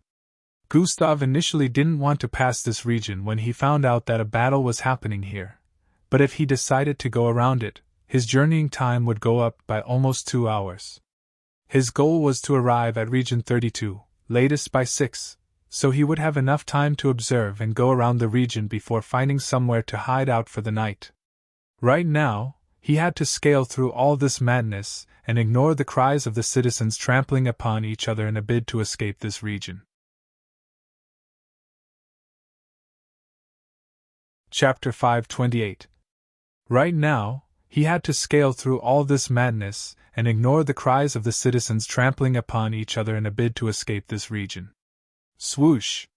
Gustav activated dash and moved forward with speed, swerving all across the place and leaping upwards to avoid the troops on the other side. He suddenly noticed a massive mechanical piece of equipment structured to look like a panther towards the southeast side. It was robust and about 10 feet tall, with lots of weaponry stationed on its beam. Whoop whoop whoop, it suddenly shot out some missile-like projectiles. As Gustav dashed forward, he noticed that 4 of these missile-like projectiles were headed toward the escaping citizens. He suddenly paused his footsteps and slid forward before leaping towards the top of a tall tree by the side. The instant he landed on a branch at the top of the tree, he was catapulted upwards with force due to the elasticity of the branch. Ascending up to 1,000 feet in the air, Gustav's head transformed into that of the serpentine mixed breed with black scales and ram horns protruded out of his face. Fwah! A purplish beam shot out of his mouth, traveling towards the missile-like projectiles. Gustav turned his head to the side while in midair to control the beam as it blasted across the sky, destroying all 3 missiles in one fell swoop. Boom! Boom! Boom! It exploded in the air above the crowd escaping away. The force of the blast swept across the area, causing lots of people to be sent flying as it carried a lot of wind. Luckily, no one was harmed.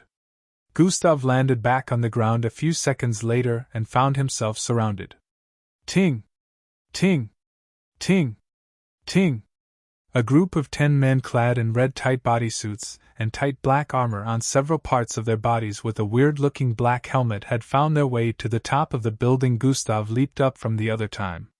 They all had weapons pointed at Gustav. "Which side are you on?" one of them voiced out as they powered their weapons. "Our side or the Lanzi's group?" the person who seemed to be the leader of the squad voiced out. "None." The instant Gustav voiced this out. Super jump has been activated, then he leaped forward with intensity, causing a blast to spread across the place as the top of the building gave way. "Kyre!" Screams rang out as all 4 of them fell through the top of the building, while the entire building still kept vibrating and cracks continued to spread across the place. The dust had also filled the entire rooftop at the moment. Still, Gustav's body was currently traveling across the air with speed. Luckily, he was currently using the face of another person, so even if they had seen his face, he could change his look later on. His body started to descend after he had crossed more than 3,000 feet in the air, as he flew for a few more 100 feet before landing up ahead. At this point, he could only see a few troops on this side, and they were all running forward to the location where the battle was directly ongoing. Gustav kept dashing forward till he was finally out of this region. It had expended him some energy going through all that, but he felt it was worth it as a notification popped up in his line of sight. Hidden quest complete. Save at least 10 citizens of Lineage City today. Rewards, plus 20 attributes points plus 200, 000 EXP. New skill unlocked. Hover. Finally, a new skill. What does this one do? Hover. Maybe it has something to do with flight. Gustav decided to check on the information regarding hover. Hover, ability to make self or other objects float for a period of 6 seconds in midair, just as I thought. This is quite a convenient skill, Gustav said internally while a smirk appeared on his face. At this time, it was already evening period. Gustav still had about 2.5 more hours of traveling time before he reached his destination. The aircraft he was being transported in was attacked. In a small space that looked like a military base, a man in MBO uniform could be seen giving a report to a 57 tall lady with ash-colored hair. "Have they figured out who orchestrated the attack?" the lady asked with a vicious-looking glare. "It was traced to the Al-Hida base camping in the Sahara Desert. However, when forces were sent there, the enemies were nowhere to be found," the man explained gently, not trying to piss the lady off by any means. "Incompetent fools. Why does the MBO keep degrading every day?" she voiced out with a cold and annoyed tone. The other officers in the vicinity did not dare say a word even though they were being insulted. They just kept their mouths shut and focused on whatever they were doing. "Give me the location. I'll take care of it myself," she commanded. "But young miss, they're already gone. It would be a waste of time." The male officer tried reasoning with her. "Give me the location now," she stated with a strong tone that left no room for arguments. The officer had no choice but to comply and voiced out the coordinates before passing a GPS to Miss Amy. Twice in a blink of an eye, Miss Amy suddenly disappeared from the military base. It looked like magic to them, and they didn't sense the force from the speed till after 3 seconds had gone by. Why? The breeze suddenly blasted forth across the place, causing some pieces of equipment to be sent flying along with the walls vibrating. Initially standing in front, the officer was lucky to have braced himself for this, so he was safe laying on the ground. "Phew, that was scary. I never want to be the one to talk to her again," he muttered with a relieved look. Chapter 529. Miss Amy was currently soaring through the clouds faster than the speed of sound with a GPS in her hand. Her long coat flapped due to the wind as she checked the coordinates on the GPS before stopping in midair. "Got it," she muttered as a purplish glow suddenly started appearing around her. A destructive aura spread across the vicinity as Miss Amy suddenly soared forward. Zoizithan, her body instantly blitzed forward, disappearing from view as it seemed like she went through a vacuum of space, causing her body to turn inexistent for a few seconds. Though, in the next instant, she appeared about several thousand miles from her previous location. Still, she kept tearing across the sky with immense speed, causing the skies to be split. From below, a huge rift could be seen in tearing across the sky and repairing in the next few seconds. This caused scares all across cities and towns as half of the entire Earth witnessed this same scene. It only took Miss Amy a few seconds to travel halfway across the Earth, as she appeared like a deity above the Sahara Desert. For the winds howled as multiple tornadoes were formed due to her sudden stop. Miss Amy floated downwards in the middle of the endless yellow sands. The moment her legs made contact with the sand, she turned around to stare in the southwest direction with a smirk on her face. Gotcha! When the skies were nearly darkened completely, Gustav arrived at Region 32. Region 32 was quite different from what he had expected. This place wasn't riddled with destruction and war like the rest. Instead, it looked eye-pleasing and luxurious. Region 32 was literally a stronghold. It had barricades surrounding it, and a massive gate that prevented entry from people who weren't living in that part of the city. There were a lot of mansions and luxurious-looking buildings and households within. Lots of people were currently lining outside. They seemed to have been waiting for a long time but weren't permitted entry into the region. The only things Gustav had seen going in and out of this place since his arrival here were luxurious-looking vehicles and convoys. Obviously, this region was for the rich and powerful who were not affected by the war. Gustav had no doubt that this place would remain safe till the end because he could see the number of guards stationed at different parts and patrolling the place in large numbers. Many people had tried to force their way in or sneak in, but they were caught, beaten up, and thrown far away from the gate. This served as an example to others who decided to stay their lane in fear of receiving the same treatment. Some of them were okay with waiting here anyway because it was unlikely that any battle would occur here, so they felt safe even though they were standing outside. Gustav had made his way from place to place, starting conversations with people to know about the situation of the place. And these were the things he had figured out. He also found out that the poor people that weren't permitted to go in were given food every morning. Everyone here was coming from parts of the city that had been destroyed already, which was why the whole situation happened to be like this. Another piece of interesting information Guada found was that this region was being controlled by two groups: the Zalabans and the Lanzis. Gustav orchestrated a way to get in without being spotted. Many options came to mind as he slowly walked towards the gate. He waited till there was a convoy of vehicles approaching and brought out a button-sized device before placing it on his forehead. Cognitive concealment has been activated. His presence suddenly disappeared, and just as that happened, he tapped the button-like device he placed on his forehead. Zing! He instantly turned invisible. Nobody noticed this because he was within a crowd of people who moved towards the sides to avoid getting crushed by one of the incoming convoys of vehicles. Gustav, whose presence had disappeared along with his body outline, walked forward under the unsuspecting gaze of everyone and passed through the gate alongside the convoys. There were equipment that scanned everything coming in and going out of the region, which would uncover anything hidden. Gustav avoided leaping above the region gates because that would definitely cause some kind of attraction when his body made an impact with the ground after landing. So this happened to be the best way to get in without any suspicions.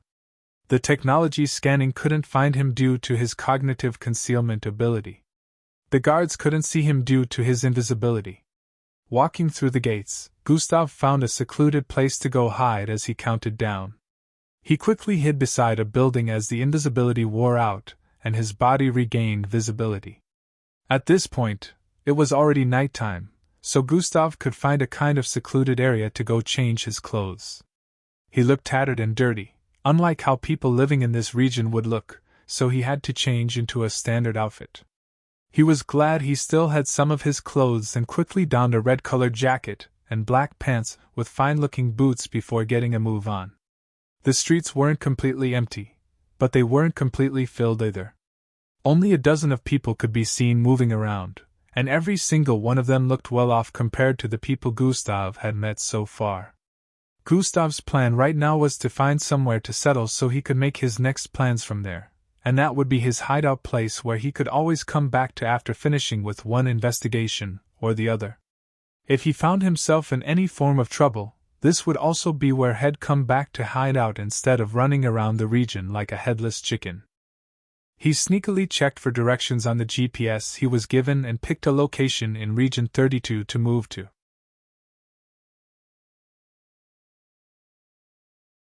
Chapter 530. She sneakily checked for directions on the GPS he was given and picked a location in Region 32 to move to.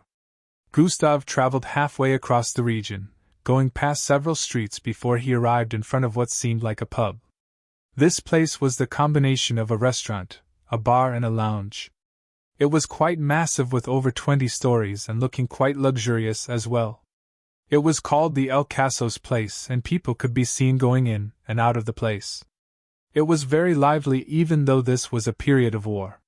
This place was obviously a place to come have fun as lots of ladies dressed in raunchy outfits could be seen. Guards were positioned at the entrance, and most of the people coming in had luxurious clothing on. Big bald men with potbellies having 3 or more girls in their company which showed some kind of wealth. Gustav moved towards the entrance, and walked past the guards without any issues. They didn't stop him from going in, neither did they stop anyone because no ordinary person would be in this region in the first place. Gustav moved straight towards the reception desk and registered for a place to sleep in for the night. Sleeping here for a night was up to a 2,000, but money wasn't really an issue for Gustav. The only problem was he had limited cash stored in his storage device, which meant that after one more day he wouldn't be able to afford this again unless he made use of his debit card. Using a debit card in this place risked exposing him, so it wasn't an option. He had to think of alternative to handle the future situation. He later moved towards room 207, which was on the 17th floor. Gustav laid on his bed after arriving in the room few minutes back. It was quite large and luxurious enough, but that wasn't the purpose of getting it. Gustav checked his energy level and noticed that he had used quite a lot today. He had only 40% left. It had been a very long day filled with multiple events. He needed to recharge now so he could continue his investigation later without a hitch. He devised his next plans while waiting for his energy to get replenished. "You deactivated the seal again? Young miss, that is another breach of contract." A middle-aged-looking man with multiple small diamond-like shards embedded into his face voiced out with a tone of annoyance towards the young lady in front of him. "Yeah? I completed you guys' job for you again. What are you getting so worked up about, old geezer? You should be thanking me."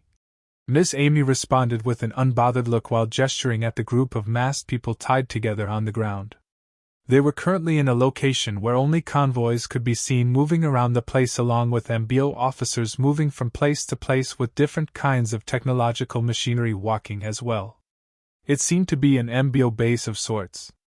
"You're not allowed to deactivate your seal without permission. You caused a scare all across the world. Even Mac doesn't use such amount of power when in the Earth's atmosphere." This middle-aged man happened to be among the higher-ups, Grand General Isaacek. His rank was before that of the great commanders. "I don't hear appreciation. Not only did they fail to get the culprits almost managed to launch another attack if not for my intervention. TSK, the MBO had truly degraded with you airheads in position of authority." Miss Amy chided mercilessly, not minding Grand General Isaacek's status.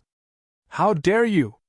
Wait till I report this blunder to the great commanders," he voiced out before stomping off. "That's pretty much your only option since you can't do nothing about it," Miss Amy voiced out to his hearing, causing his forehead to twitch repeatedly as he moved away. Even though he had an higher rank than she did, he was among the Grand Generals that put up a lot of courage before speaking to her. They all genuinely feared her after witnessing the things she had done. The entire Sahara Desert would have been blown away if she had not controlled her power when descending, and the Grand General knew that if she willed to, the entire base would be destroyed in an instant. So even if he was putting up a tough act because of his ego, he was also trying not to piss Miss Amy off completely, especially when the only person who could go toe-to-toe with her was currently not in the galaxy. Miss Amy put a finger in her ear and rubbed it gently with a look of discomfort before she started walking away. "So noisy. Cleaning up for you guys every time, and this is what I get in return," she muttered just before pausing in front of the group of 20 who were tied up together. These masked men began to tremble in fear as they noticed her presence. "So you guys really wanted to bite more than you could chew?"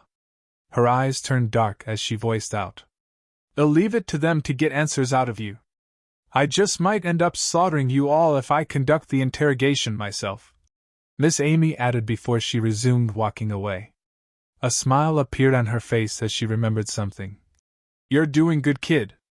Let's see how you'll take care of the situation within the city," she mumbled before entering into a building on the other end.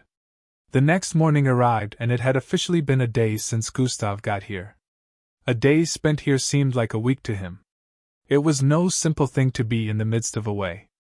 Around midnight, the officers from the base in Rahuggi City reached out to him through the communication device to ask for a daily report.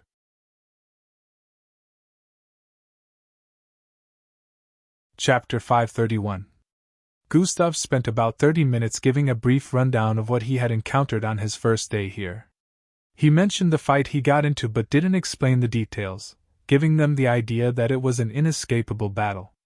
He mentioned getting information from one of the groups. Still, he didn't really tell them that he used anyone's identity, and he finally explained to them that he was currently within Region 32 looking for clues. They mentioned that Region 30 was not among the suspected spots chosen. Nevertheless, Gustav explained to them what he had heard once again, which made him come check this place out. After giving him a little advice, they ended the communication and left Gustav to do as he willed. Everything was in his hands anyways. It's not like they could come here to take over the case themselves. Gustav had spent the entire night channeling his bloodline even in this strange place. Luckily, he was able to complete his daily quest yesterday while on the move to this place. Now that the next morning had arrived, it was time for him to gather information. Gustav moved out of his room a few minutes later after taking his bath and changing clothes. The morning on the streets of Region 32 was quite peaceful. Almost everyone had rides moving across the place, and only very few people could be seen walking on the road. Gustav wanted to move to a busy area beside the place he had resided for the night. While walking on the way, he would occasionally change his identity before moving towards any place that had more activity than others. Hours went by, and noon arrived in a bit. Gustav had spent the last 5 hours moving from place to place and gathering as much information as he could. He went around the entire region about 3 times, trying to see if he would notice any suspicious movements or locations. To his disappointment, he found no such thing. The entire region was so peaceful, and it seemed like no kind of transaction was going on in seclusion. Truly, this place was void of war due to 2 of the 8 groups managing this place. The group Gustav had clashed with the day before was one of them that governed this region, and according to the information Gustav had gathered so far, they were on the sides of the world government. Gustav didn't really blame any side of the groups for the war, but witnessing what had happened the day before with the family he saved, Gustav held a grudge for this group. Since there was a possibility of Sahel hiding out in this place, Gustav realized he might have to make use of Lucius' identity again. He had figured out the location where the members of Zalabans were situated in this section of the city. Gustav's next plan was to spy on them and figure out if any of their plans connected with his. He knew Sahel wouldn't be hiding out in any of these groups' official locations within this region. Especially when it was said that whoever their dealer was also sold arms to the other side. If he was with them, Commandant Fabian wouldn't need to send any troops from over there to come and find him here. Understanding all this, Gustav initiated his plan to infiltrate into the base of the Zalabans in this region and tap their conversations. Cognitive concealment has been activated, making his presence disappear. Gustav dashed across the region and arrived behind a 24-story building in a few. He leaped upwards after checking the surroundings and arrived at the top of the building, which happened to be empty. From there, Gustav hid at a corner of the building and changed his outfit into that of a Zalaban troop. Aside from Lucius' outfit, he also took a normal Zalaban troop outfit which he kept in his storage device just in case. Lucius' uniform had a small silver star in the middle of his chest, which Gustav guessed signified authority, so he didn't put it on. Using the normal outfit would make him look like a normal troop which wouldn't attract attention. Gustav found his way into the building by jumping towards the side and landing on a balcony. Although it was locked up, there was a small space on the windows. Gustav made use of size manipulation to slip in and found his way to the corridors. This was when he found the place a bit busier than he expected. Chatter. Chatter. Chatter. Other people dressed just like him with the dark outfit, vest, and helmet could be seen walking around. Gustav asked for directions to the leader's office after finding out how the rankings in this place went. Arriving there, he was told the leader wasn't in at the moment, and he would have to come back. Gustav already knew this, which was why he came. He decided to approach here in the first place. Asking for the restroom on this floor, Gustav moved there quickly. He made use of another invisibility chip before dashing out. He was able to break into the leader's office by picking up the keycard placed on the secretary's table without her knowledge. All she felt was an immense wind blowing across the place, which caused her to get disoriented as multiple pieces of paper flew across the place. Gustav used this to his advantage, opening the office door and getting in quickly to place the tapping device underneath the office chair. It only took less than 10 seconds for all this to be done, and he was out of sight by the time the winds had calmed. The lady at the desk looked confused as she picked up the files that had fallen. After the invisibility wore out, Gustav made his way out of the building, still using the identity of the dead subordinate Lucius. "Akim!" A loud voice suddenly called out to him the instant he stepped out of the building.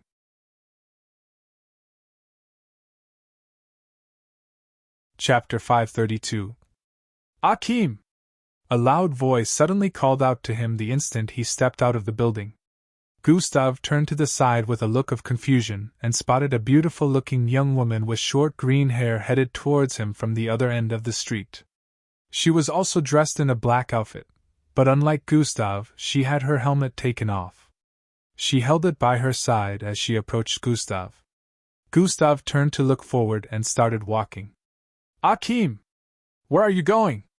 "Wait for me," she voiced out while increasing her movement speed, and arrived behind Gustav before placing her hand on his shoulder from behind. "We weren't supposed to see each other till next week. Why did you come here?" she asked while moving to Gustav's front. "Did you miss me that much?" she asked with a seductive voice while reaching out to hug Gustav. Gustav pulled her from his embrace and spoke. "I think you have the wrong person," he voiced out before proceeding to walk past her. "Come on, Akim. Are you still mad at me?" she asked while still following Gustav. "No, I'm not. I don't even know you. You have the wrong person," Gustav responded while still walking forward. "That's harsh," she said with a crestfallen tone, but still kept following Gustav. "New quest has been issued. Information. Help comfort the poor lady. Rewards plus 200,000 EXP. God eyes level up. Gustav suddenly paused his steps as he noticed these new notifications. The hell is this? How do I comfort her? Gustav wondered as he turned to stare at the lady beside him, who also paused when he did. "What exactly do you want from me?" Gustav asked with an intrigued tone, hoping to find some clues so as to how to finish this quest. "Come on, Akim, stop being like this and let's go somewhere private. I miss you too, your touches, your kisses." "I love you," she said with shimmering eyes. This is gonna be a problem. I think I should skip this quest," Gustav said internally. "Hidden punishments." The system suddenly voiced internally with a light chuckle. "You even changed your voice trying to trick me, but you've forgotten that I patched this uniform for you right here." The young woman touched the neck area of Gustav's outfit as she spoke. "Even though it's barely visible since you said it yourself that I'm good at this stuff, I would still recognize it anywhere. Along with your stature, of course." She laughed lightly after getting to this point. Underneath the helmet, Gustav's eyes widened with a look of understanding. So that's why. This was now a situation where he had no choice but to play along, or he'd be risking exposure.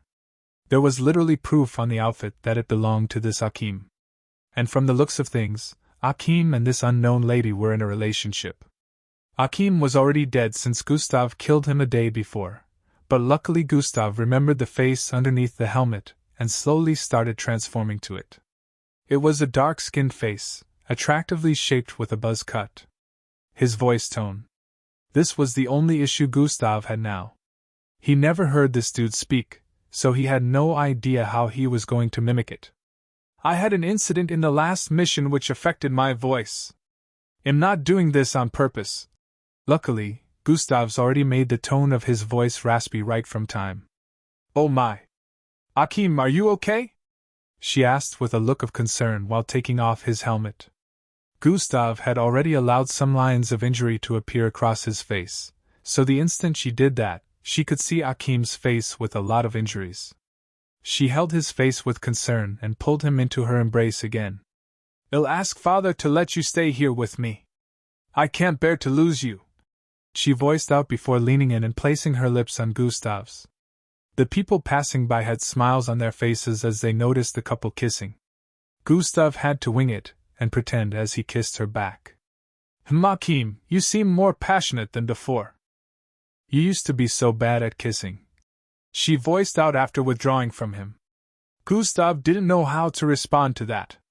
He only had his first kiss a few days back, and here he was kissing a random stranger that he was only just meeting for the first time. Quest completed, he noticed a notification appear in his line of sight.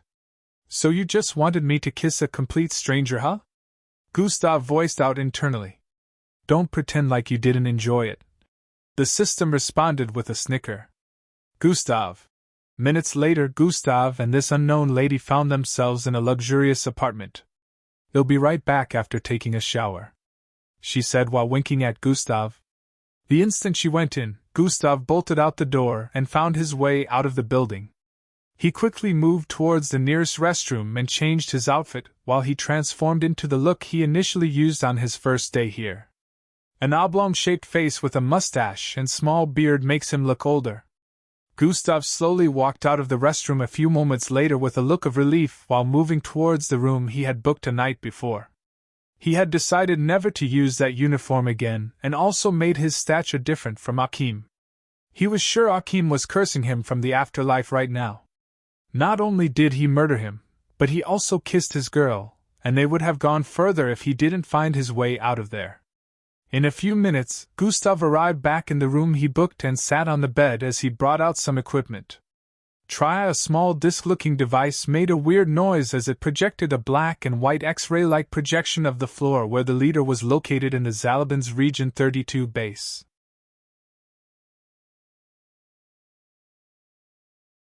Chapter 533. It displayed the office along with the secretary as well as other people moving across the floor. It also projected sound, so Gustav had no issue in hearing what was going on. Now his next move was to sit and wait.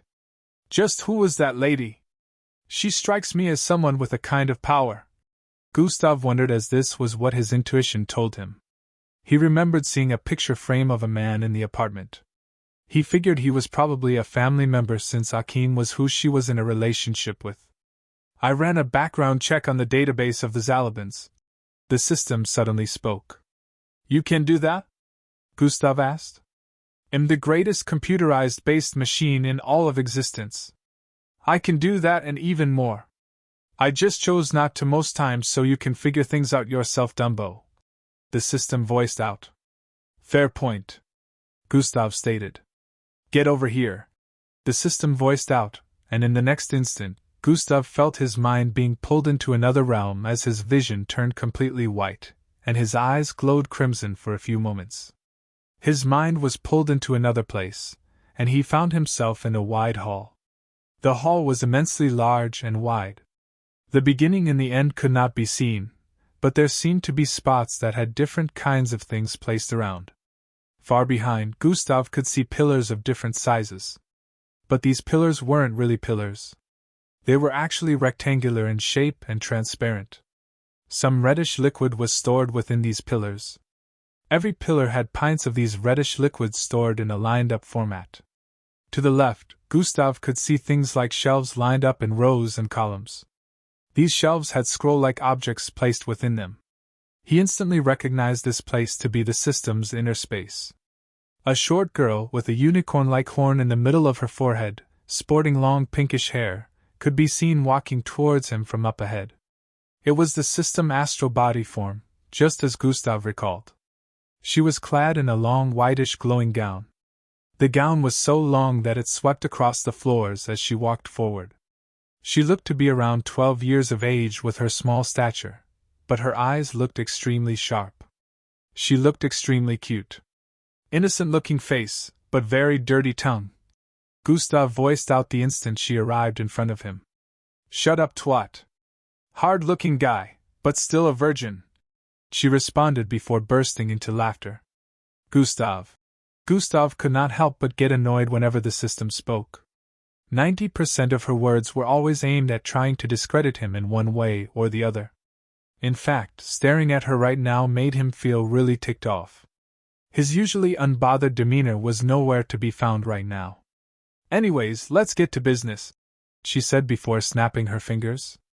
A projection of the lady Gustav met earlier, along with the picture he found, appeared. "These two are father and daughter," the system began explaining.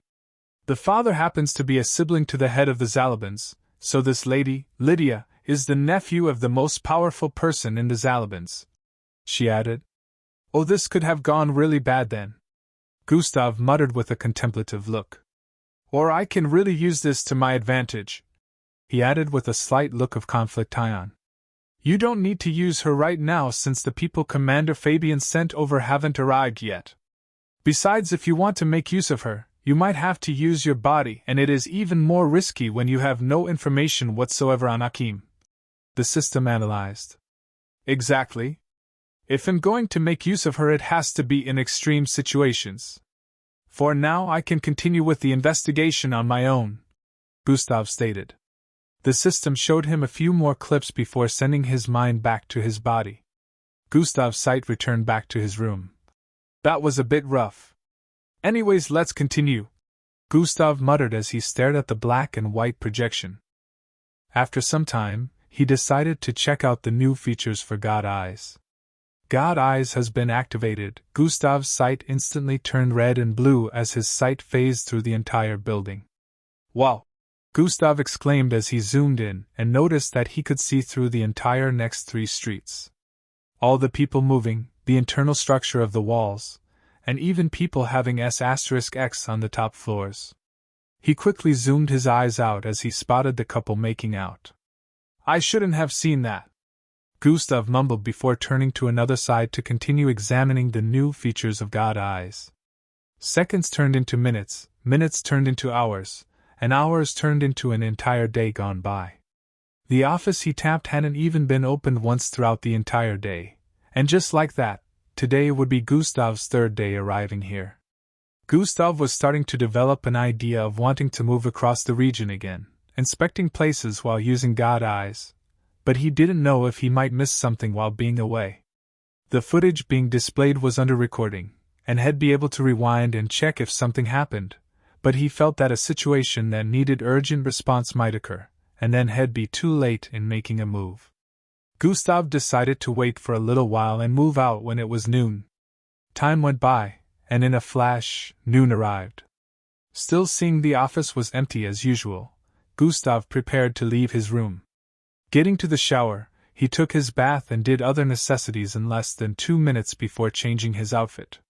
Just as he prepared to leave, he noticed the arrival of a group of people on that particular floor being displayed in the footage. "Who are these guys?" Gustav noticed they were 6 in number, and moved closer to stare at the black and white projection properly.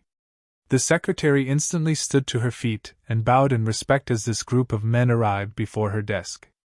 "Finally," Gustav said internally.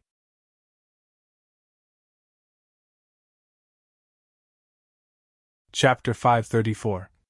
The secretary instantly stood to her feet and bowed in respect as this group of men arrived before her desk.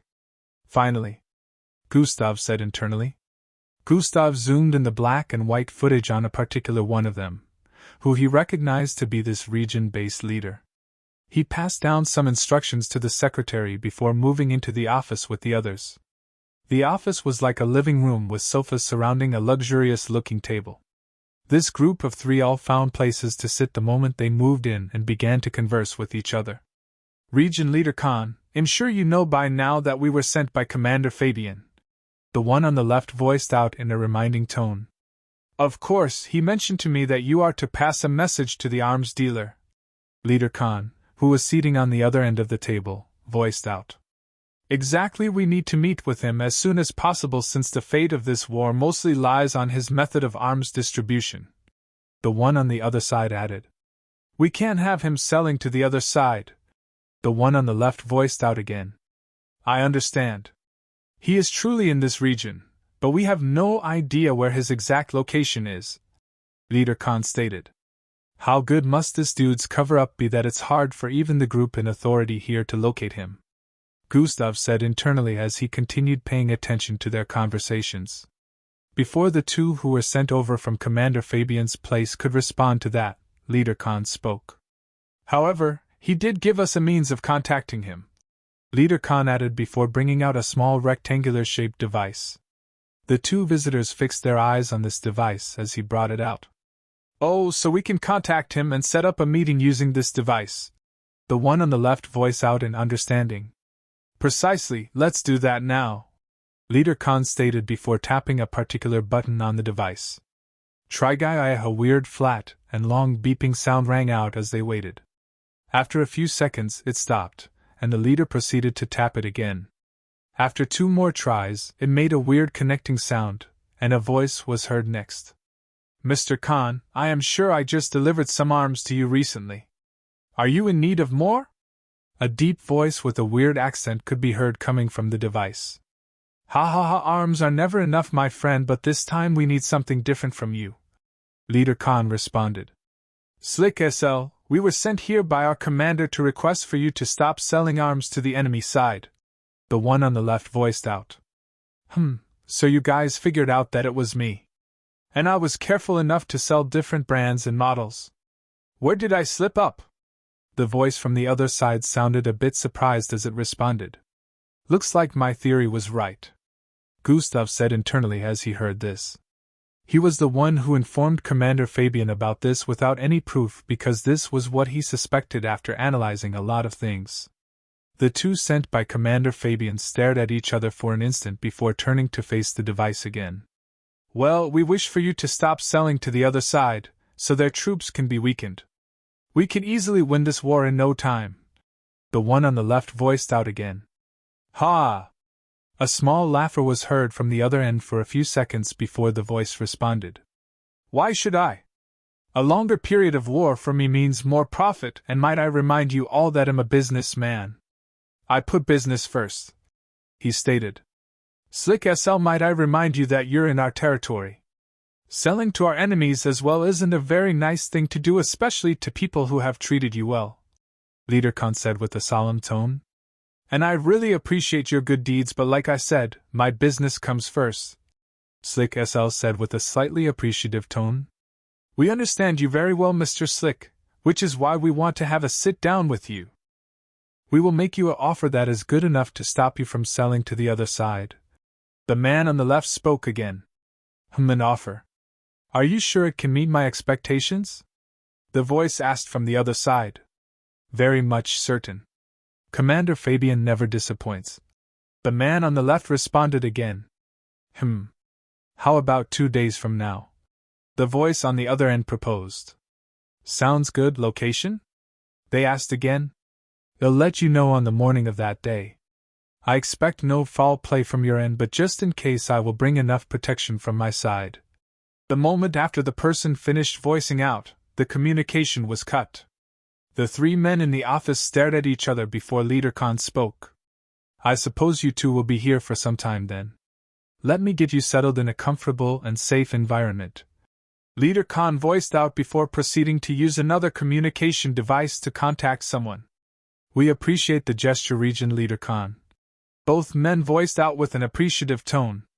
At this point, Gustav had stood to his feet and was standing by the side of the bed, contemplative gaze while staring at a piece of information displayed in holographic format. Turns out it was truly Sahil. Gustav muttered while staring at a list. Alias, SL, Slick SL, Shadow Distributor. Sahil had different names he went by, and Slick SL just happened to be one of them. It had only been 3 days, and Gustav was already on his trail. Now the next step was to implement a good plan and make sure he didn't slip from his hands.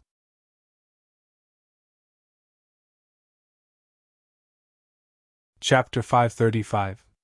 Also, he had to get hold of the location in the next 2 days when Saho contacted them again. Who are these two that were sent by Commander Fabian? Gustav wondered as he stared at the projection. He noticed that they were leaving the office with a woman who seemed to be guiding them. Gustav quickly looked around his room. He wanted to leave and get over to that part of the region, but going through the elevators would waste time. He moved towards the left where the balcony was located and stared at the street up ahead. It was up to 500 feet in height, but this was nothing Gustav hadn't handled before. In fact, he had dealt with worse. Gustav leaped through the balcony, traveling several hundred feet in midair as his body flew above several buildings in the process. Silent advancement has been activated. As he landed on a building in front, there was barely any sound. Swoosh! Dashing forward, he leaped above several buildings in a diagonal format as he traveled towards the Zalabin's region base. After a minute, he arrived before the street where the building was located and started walking forward. He instantly spotted the 2 men coming out of the building with the woman in front of them, who gestured towards a luxurious-looking hovercar parked by the side. Gustav moved to the side and kept watching them sneakily as the engine started and zoomed off across the street. They drove at moderate speed, so Gustav was able to follow them with sprint. Swoosh! He was barely visible when he moved across the street, so he didn't garner attention, especially when the streets were scanty as well. As Gustav followed after them from a good distance while activating God Eyes, which could now pin onto targets, he noticed that they were headed in a familiar direction. In about a minute more, everything clicked as they arrived right in front of the same location Gustav was currently residing, El Caso's place. This was the only part of this region that was always bubbling with activity. Beautiful ladies dressed in raunchy and baiting outfits moved about the place. As both men who were sent here to see Commander Fabian got off the vehicle, some of the ladies in the vicinity started winking at them and giving them all sort of seductive looks. The woman who was leading them stared at these ladies with disgust as she walked into the place with the 2 who ignored the ladies. Maybe we can have some fun later, this place doesn't seem bad, the one on the left said to the other one after they walked in. Well, we have 2 days of freedom, so yeah, it won't be bad to have a little fun while we wait, the other one responded with a low tone. The woman leading them heard their words and thought, aren't they both married? Men will always be pigs. She arrived before the reception and conversed with one of the females at the desk while gesturing at the 2 males behind before receiving a gold card. They proceeded to move towards the elevator area. Just as they got in and moved to the side, waiting to be teleported to their floor, Gustav suddenly moved to the same elevator. The men stared at the young man with a mustache and small beard for a moment, wondering how someone could be so bold as to enter the same elevator with a Zalabin. Gustav nodded at them. Good day, sirs, good day, ma'am. He voiced out respectfully before moving towards the side, acting like he wasn't even there. After observing him for a few moments, they concluded that Gustav was just a clueless nobody and didn't see it as a big deal to let him stay in the same teleportation elevator with them, especially when the place was big enough. Zing! A few moments later, they were teleported to the last floor, which happened to be the most luxurious one. Only a few spaces were available here, but every room was like an entire house with multiple relaxation centers, and people had better services. Room 12B was stated on the gold card, and it was just down the beautiful-looking hallway. At this point, Gustav didn't keep following them. He moved towards a side of the hallway that led to the top of the lounge building and stood there. God Eyes has been activated.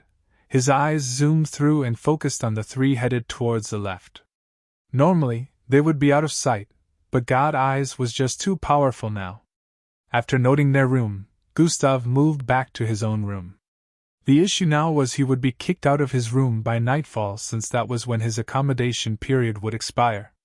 He had put the first phase of his plans into motion, but to continue, he would have to remain in this place.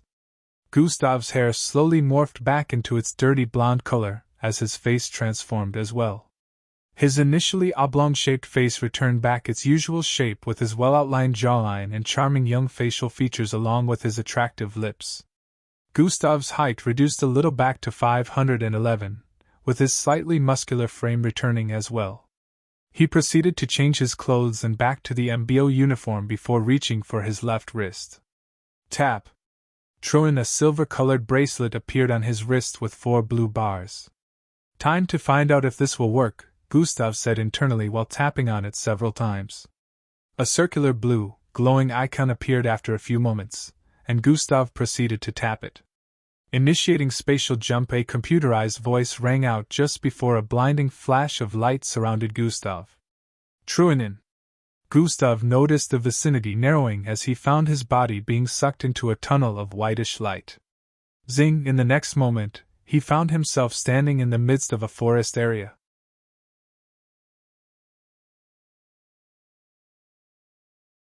Chapter 536.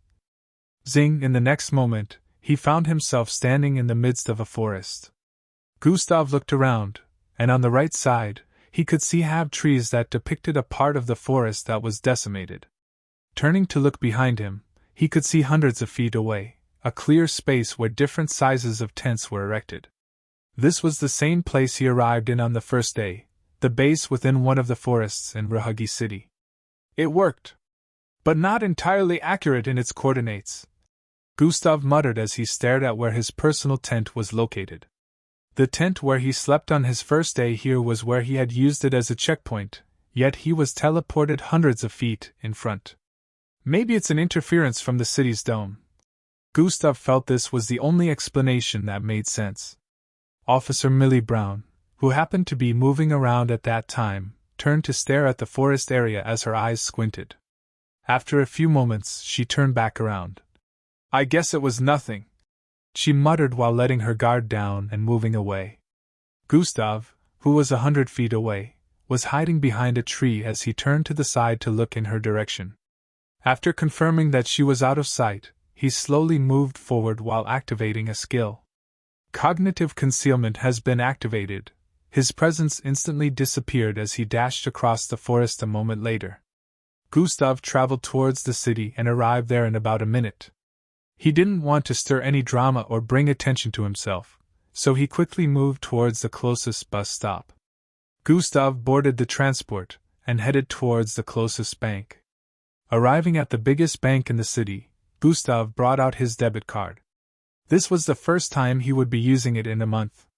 He headed towards the nearest private withdrawal booth and proceeded to check his balance first. Name: Gustav Crimson Balance, $39,007,892. Gustav's eyes widened slightly as he spotted the balance. It's only been about 7 months. How did it get this high? He muttered with a surprised expression. Looks like things are going well in Plankton City, Gustav thought. That was the only explanation for this.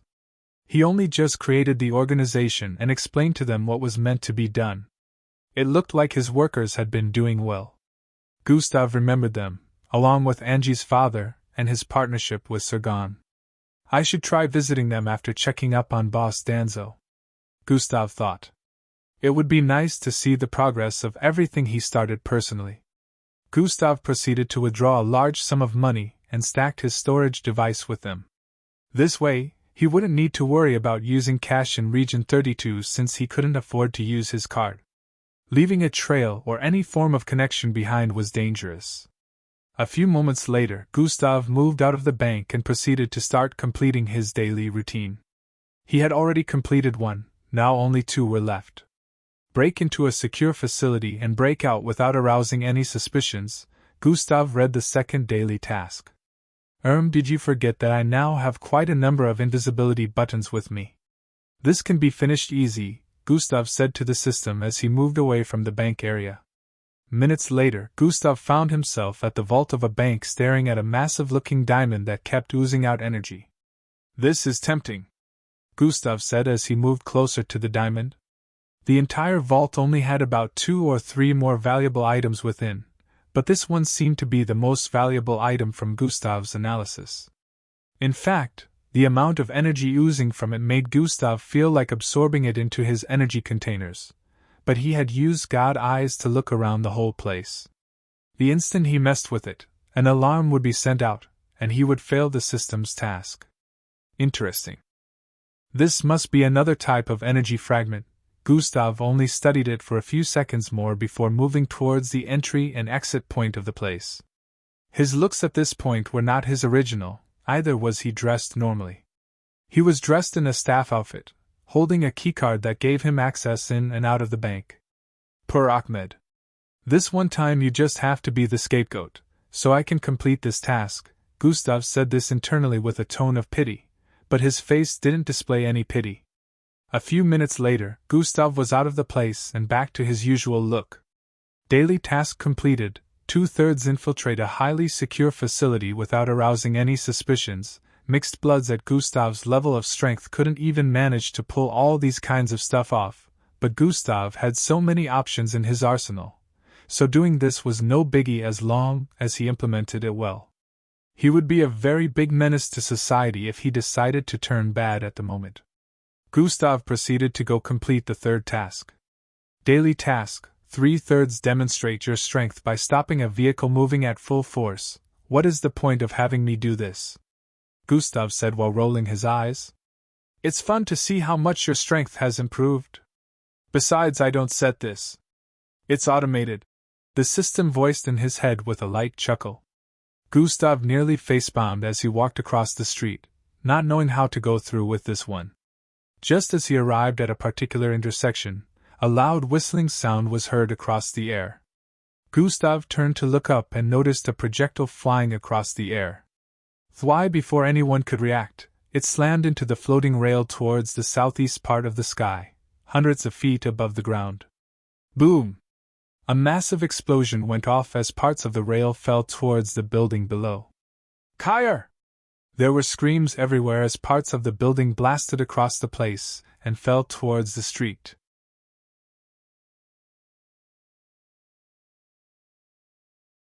Chapter 537. It was a full-blown disaster as everyone in that vicinity ran for their dear lives. The sounds of wailing could be heard. It seemed like some people had been physically affected by this incident. Gustav didn't instantly sweep into action because of his current looks. He was still wearing the MBO uniform, so transforming into another face wasn't very sensible since they could check the database and find out that such a person wasn't a part of the MBO. He quickly proceeded to take out the fox mask from his storage bracelet and charged forward with immense speed. A burst of wind blasted across the place as Gustav arrived in the midst of the chaos. The first thing he did was leap upwards as he spotted a massive rail line falling towards a group of people on the ground trying to get away. He grabbed it as he ascended above and landed on a rooftop in the distance before dropping it there. The instant Gustav finished doing these, he heard loud screams coming from above and below. He looked up and noticed that the floating rails above that now had a disconnected part had a train coming over from the other direction at full speed. The passengers, along with the engine man, were all screaming as they noticed the nearly 100-feet gap between both disconnected rails up ahead. Because that part was slightly sloppy heading downwards, it wasn't noticed earlier, so the train was only a few feet away by the time the engine man proceeded to try and stop the train. Gustav leaped away from the current building he was standing on and landed on the ground right below the disconnected rail. Size manipulation has been activated. Gustav started growing in size as the train arrived at the ledge. He stretched out his enlarging palms and caught the massive train as it fell. His body remained the same size, but his arms were almost as large as the building by the side. The people in the train had widened eyes as they stared at the massive palms grabbing hold of their train as all the coaches moved towards the side while falling. Gustav groaned a little as he bore the force of the train and tightly grabbed hold of its body, causing parts of the window areas to blast into pieces.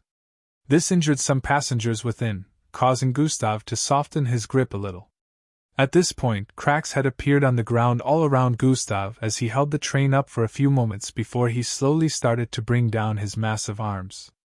GBBGHM. The train made a loud sound of collision as Gustav allowed the last couch to make contact with the street first before releasing the rest. At this point, the entire street was baffled and filled with admiration as they wondered who Gustav was. He must be a prestigious MBO officer. This was the thought in most of their minds after witnessing this feat. However, they couldn't see Gustav's face due to his mask, either could they recognize this stature. He was also wearing a black MBO uniform, which indicated that he was at the lowest tier, and this didn't make sense to some of them because they believed someone as strong as this should be higher. Gustav deactivated size manipulation, causing his arm length to slowly retract back to normal as he completely let go of the train. Daily tasks completed. March 3rd. Demonstrate your strength by stopping a vehicle moving at full speed. Gustav stared at the notification for a moment, scoffing internally. It was almost like the disaster that occurred was a convenient scenario for him to complete this task. He stared in the direction where the projectile that crashed into the rail came from and noticed it was coming from the direction that led to Lialux City. How powerful must it be to pass through the dome? Gustav wondered, but then he remembered that going out of the city was easier than going in. He internally shook his head as he turned around and dashed away. Swoosh! The people in the vicinity didn't get the chance to thank him before he disappeared from the place. All they could recall him as was the masked fox officer. Gustav had to leave because he sensed the authorities approaching the area, including the officers stationed within the forest working on the operation with him. The authorities later arrived on the scene and helped out with the rest of the situation while questioning the survivors. Gustav headed towards a secluded part of the city and tapped on his left wrist again. Time to head back, he muttered while staring at the silver bracelet, which now had 3.5 blue bars. Gustav tapped a few more times and activated the bracelet, causing a bright white light to envelope him. Zing! He disappeared an instant later. They received an information about the number 1 best first-year cadet leaving camp on a mission. They were given the coordinates of where he'd be leaving from, and they made use of that information to send the war jet after him. A bald man dressed in MBO uniform said with a respectful attitude while standing in front of Miss Amy.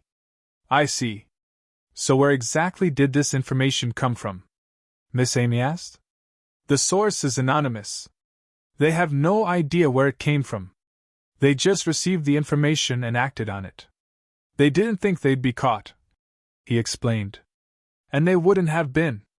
If I didn't act, you lots would have screwed it up, Miss Amy chided mercilessly. A terrorist organization getting this kind of information gave Miss Amy the impression that someone within the MBO wanted Gustav gone. Such information could only have been leaked by an insider. But the good thing was, nobody had an idea about the mission Gustav was given, either did they know where he was headed. They only knew the pickup point where Gustav left from. Miss Amy had a look of relief as she recalled picking the pilot herself. The pilot did well in destroying the jet and protecting Gustav. Find out who this anonymous source is, Miss Amy instructed before walking away. She had several suspicions, so her plan was to make investigations on her side also.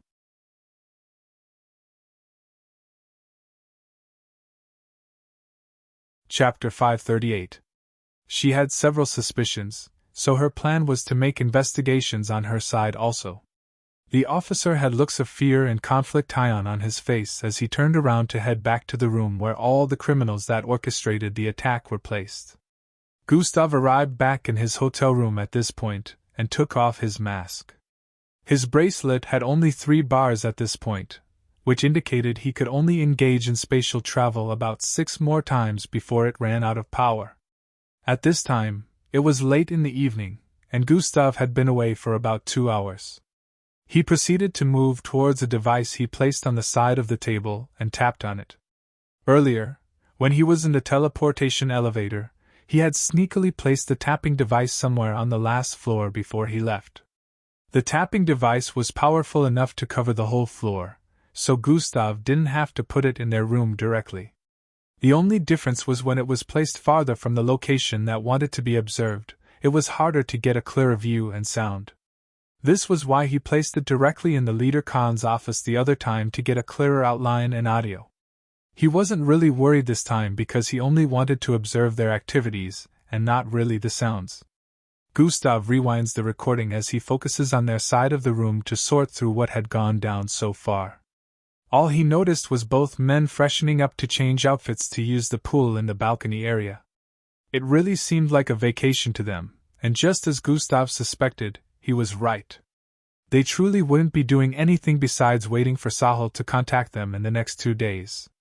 Gustav fast-forwards to the present time back, where he could see a bunch of beautiful ladies in the room and around the pool dressed in swimsuits. About 9 ladies in total were present in the vicinity messing around with the 2 male officers. At the same time, they were being served by a lounge worker bringing them drinks and all sorts of exotic meals.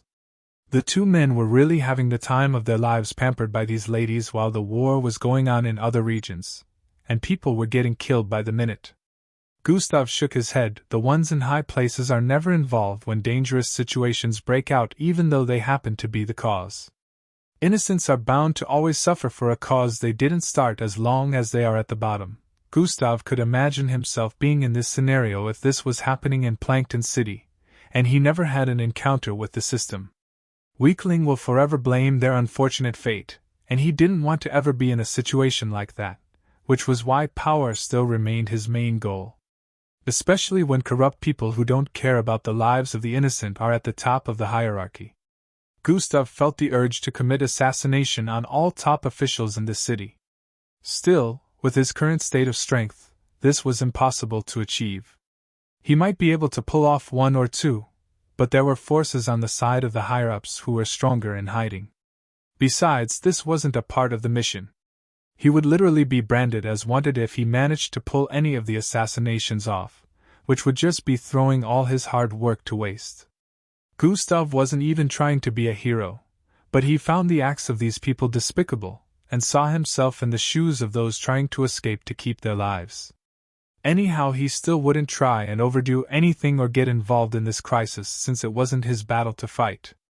Gustav kept watching the footage, and the whole messing around went until nightfall, where both men sent all the girls away except for the 2 they really wanted to spend the night with. Gustav listened in a bit to the cracking sound of their conversations and pieced something together. One of them was attracted to the girl he asked to stay behind and still wanted her to come over the next morning after their night enjoyment had ended. Gustav had to shy away from the holographic display a few minutes later due to the graphic content playing out in front of him. This wasn't a scene that he was interested in witnessing. "Wouldn't it be better for you to watch now and practice? That's a very experienced man giving you free teaching and you're not taking opportunity of it," the system suddenly voiced in his head as Gustav lay on the bed. "What the hell are you talking about? I'm not interested in seeing the body of a middle-aged man." "That's homosexual," Gustav responded. "Not if it's for research purposes.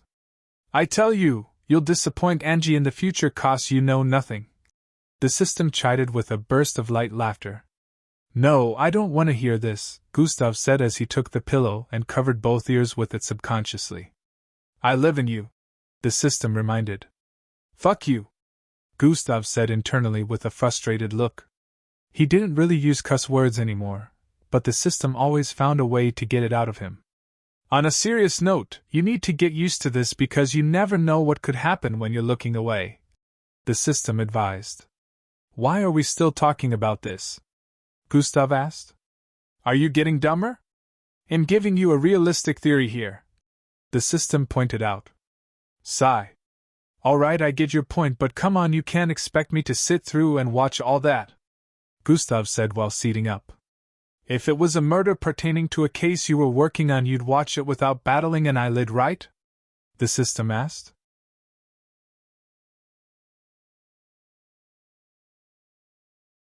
Chapter 539. "Yes," Gustav responded affirmatively. "This is just the same thing. To be a professional, you have to get used to seeing anything and everything. This could really become something that might have a negative effect in the future if you keep running from it," the system explained. Gustav sighed once again and stood to his feet before moving towards the table where the projection was displayed. Gustav was glad the sound system wasn't very effective.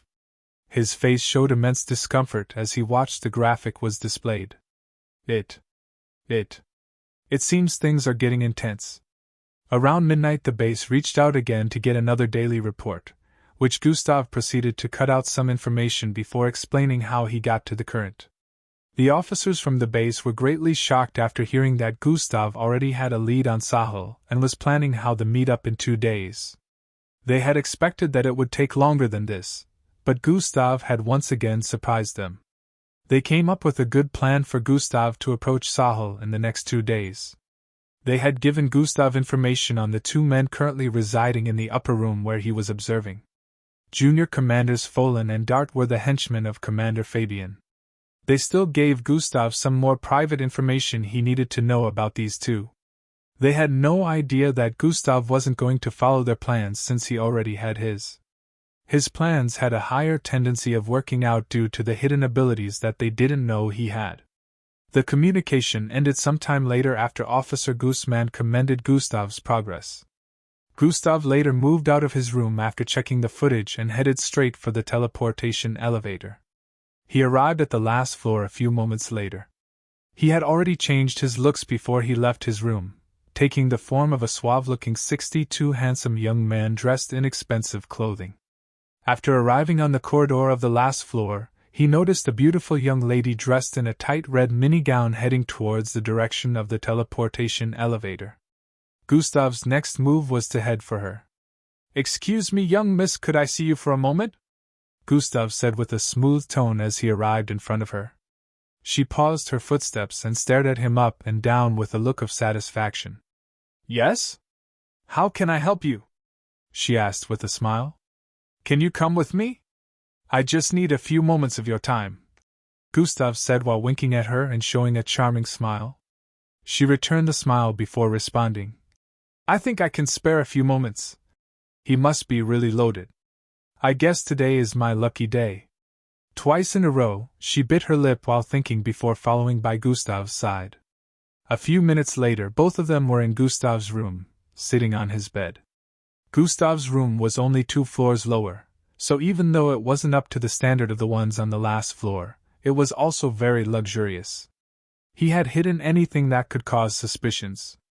The lady, who seemed to still be looking around, kept asking Gustav different questions.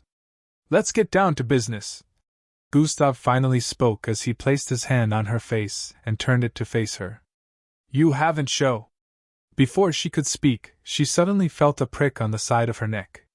Her eyes turned hazy, and the next thing she knew, she blacked out as her head fell limply towards the back. Gustav's left hand was currently pressing on a particular part of her neck area, which she didn't spot because she had no idea when Gustav's hand traveled towards her neck. She had already started passing out before she felt the prick. Gustav released her body completely, letting her fall onto the bed with her back.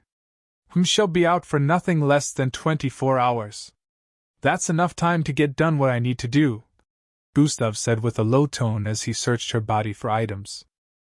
After taking all that was on her being, his face transformed into hers, and he moved towards the mirror area to check it out. There won't be any issues with this except for applying makeup. Unlike hers, Gustav's transformed face was without any makeup, causing him to look a little different. Still, he didn't see this a problem. Gustav saw the communication device in the lattice storage device, which was given to her by Junior Commander Dart, who was very interested in her and wanted her to come over again the next day. Yes, this lady happened to be one of them that visited the room of the 2 junior officers. Gustav had decided to mimic her identity and infiltrate their room when the day broke. All he needed to do now was work out his acting skills, use proper makeup, and dress sexily. This was the first time he would be trying to use the identity of a female, so he had to make sure it was fluid enough to avoid any form of suspicions. Hours later, the day broke, and Gustav put in all the necessary procedures before leaving their room around 11 a.m. Within a laboratory, Angie sat on an exalted medical stretcher in a thin medical fabric as rays of light scanned her entire body. A middle-aged-looking man with a few gray beards and a one-eye spectacle covering his left eye stood in front, observing the holographic monitor where her internal structure was displayed. Just what is this thing?" he muttered with a contemplative look. I have cross-referenced its anatomy with every known parasite to exist, but it's like it doesn't exist, yet it does," he added.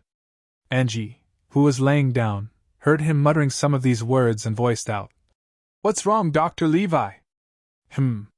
This is quite a dilemma, Angie.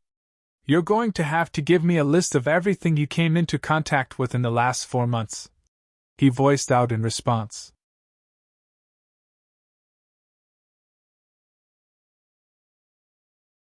Chapter 540. This is quite a dilemma, Angie. You're going to have to give me a list of everything you came into contact with in the last 4 months, he voiced out in response. In the last 4 months? It's impossible for me to recall everything I came into contact with in the last 4 days, talk more of 4 months. Angie responded with a look of indignation. True, that was unreasonable of me to ask for. Not everyone is blessed with superintelligence and retentive memory like me, he said with a look of contemplation. Is he really flexing right now? Angie said internally with a tired glare. The problem with this thing is, if I use my removal method, there's a chance that your legs might never be operational again since it has eaten deep into your legs' internal muscular build, Dr. Levi said while moving around with a disturbed look. They already missed it twice due to its ability to mimic the look of your cells. If you hadn't come to me directly for your 3rd checkup, those screw-ups might never have found it, he added with a look of repression.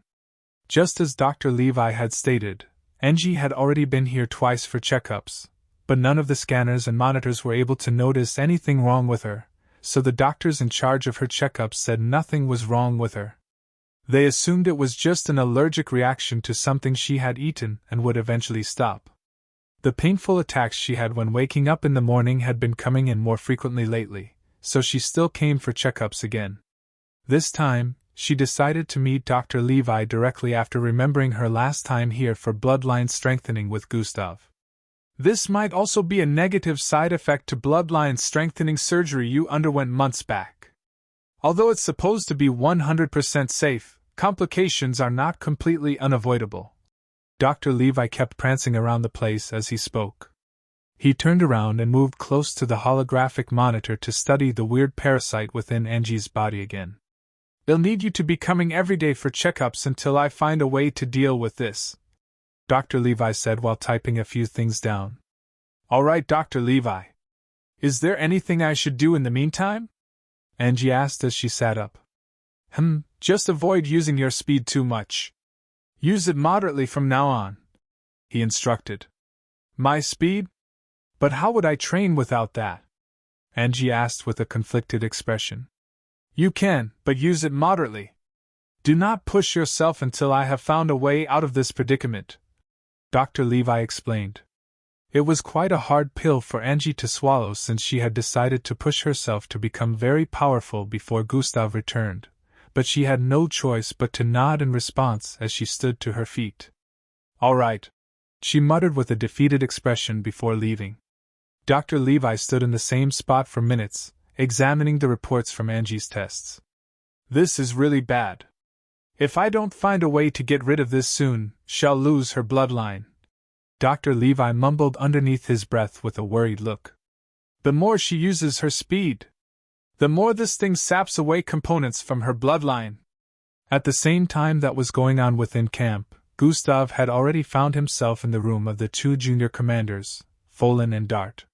He was currently dressed in a tight white dress, full-faced makeup with red cherry lips, long brown hair, exuding a seductive charisma. Of course, he had taken the form of the beautiful lady he called over to his room the other night who went by the name Cassandra. He was currently seated on the bed beside one of them. Cassandra. You're looking sexier than even the night before, Junior Commander Dart stated as he trailed his finger up Gustav's right thigh. Gustav's trembled inwardly in disgust as he felt the fingers running up his thigh and subconsciously reached out to grab his hand. Now, Dart, you know I like having a little bit of fun before we go into the main deal, Gustav said with a seductive female tone as he gently caressed the hand and lifted it off his thighs. I totally enjoyed our fun yesterday. You're so much interesting than my boring wife, Junior Commander Dart responded with a sneaky-looking smile. "Ah, yes, I will make today even more fun," Gustav said while winking. He was glad he didn't lose composure, and inwardly thanked his stars that he was able to stop those hands from going any further. "Looks like the universe wants you to get disvirgined one way or the other," the system suddenly voiced in his head with a burst of laughter. "Gustav. You little." Gustav nearly cussed at the system again, but he calmed himself and breathed in. "What do you have in mind?" Junior Commander Dart asked. "You'll have to follow me to find out," Gustav said while standing up and walking sensually towards the door. Junior Commander Dart stared at the backside of the beautiful female in front of him, which vibrated with every movement, going up and down. He nearly whistled as he stood to his feet with a delighted expression. "Folin, I'll be back. I need to take care of something," he said while standing to his feet and following after Gustav. Have fun," Junior Commander Folin voiced out from across the room, where he was also busy with a beautiful and barely dressed lady. As they walked through the corridor, Junior Commander Dart caught up with Gustav and asked, "Where are we going?" "To my apartment.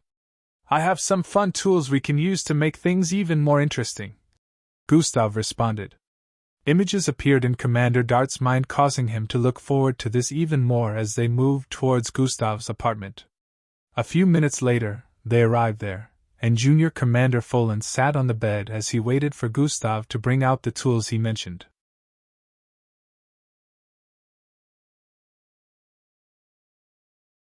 Chapter 541. While he waited, he suddenly felt a surge of energy from behind him. He turned around only to see a milky glowing blade headed for him from behind. Shithayan in a weird-looking whitish force field-like energy suddenly appeared around him, stopping the blade from penetrating for a few moments. "Who are you?" Just as he asked this question, he saw the arm holding onto the blade transform into a beastly muscular one, pushing the blade further in. Pucci stabbed through his chest in the next instant as his face showed confusion and disbelief. How? The force field should be powerful enough to stop the attack of a falcon ranked. Unless? His eyes widened even more as he coughed out blood and fell to the back. The force field disappeared completely along with Gustav's atomic blade, which disintegrated into light particles within Junior Commander Dart's chest. Gustav slowly moved towards him on the floor while slowly shape-shifting back into the look he used upon entering the city. The commander was not dead yet. His eyes were still wide open as he stared at Gustav's transformation with utter shock and regret. A shapeshifter? They still exist? This was the last thought that appeared in his mind before another milky-colored blade came stabbing down to the left side of his chest. Pucci, his vision slowly faded as he coughed out another mouthful of blood. Gustav pulled the atomic disintegration blade out of him and turned around to go change out of his current clothes. He was still dressed in the tight white gown and couldn't hide how disgusted he felt at the moment. After changing back into a male's outfit, he moved towards the corner where he stabbed Junior Commander Dart. He had already breathed his last at this point, and was covered in a pool of his own blood with wide-open eyes. "You're not the worst of them. You probably would have survived, but you were just unfortunate." Gustav didn't have any shred of pity in the tone of his voice as he squatted. He slowly took off the commander's clothes and moved them to the bathroom to get them washed. "I'll have to find a way to mend these holes." This was the only problem at the moment, since he had torn holes through the clothes when he stabbed Junior Commander Dart twice. After thinking about it for a few moments, Gustav decided not to stress about it. It might even be better this way. It would be more believable if I mentioned to Folin that I had rough sex with this girl, which lead to the clothes turning out this way. Gustav thought. "Except you've never had sex, talk more of having it rough," the system voiced. "Shut it," Gustav responded before moving out of the bathroom. He walked towards Junior Commander Dart's body and carried it towards the bathroom as well before dropping him in front of the bathtub. "Looks like it's time to finally test out this disintegration ability," Gustav said internally as he placed his palms together while staring at the empty bathtub in front. He closed his eyes for a few seconds before suddenly opening them again. A milky glow appeared in his eyes and his palms as he slowly separated them and stretched them towards the bathtub. "Pool of disintegration has been activated," estimated time, 1 hour, 1000 EP, the bathtub suddenly started getting filled up with this milky-colored energy reaching the top in a matter of moments. Gustav's eyes returned back to normal after this, and he stared at the tub that had been filled with milky energy. He squatted and grabbed onto Junior Commander Dart's corpse before lifting it and throwing it into the tub. A sizzling sound rang out next as the body landed in the pool of milky energy, as the smell of flesh being cooked drifted across the bathroom. Gustav turned around at this point and headed back to the main room. He arrived where the pool of blood was positioned and proceeded to snap his fingers, causing sprinkles of milky-colored light to fall onto the floor. Everywhere this light touched, the blood disintegrated into light particles. In a few moments, not even a single speck of blood could be seen on the floor. The floor was unaffected due to the lights disappearing before they made contact with it. They only made contact with the blood. Gustav proceeded to lay on his bed and sighed in relief as he closed his eyes. In the next 1 hour, he moved towards the bathroom area to check on the bathtub. The milky-colored pool had disappeared, along with the body of Junior Commander Dart. There was not even a single trace left. Nothing to be seen at all. Looks like my calculations were right. It would take about that long to disintegrate the body of a mixed blood of that strength completely, Gustav thought before proceeding to take the clothes of the commander out of the washing machine as well. He proceeded to dress in shorts and a shirt in a few moments before moving towards the mirror area. His face and body slowly transformed as he stared at the mirror.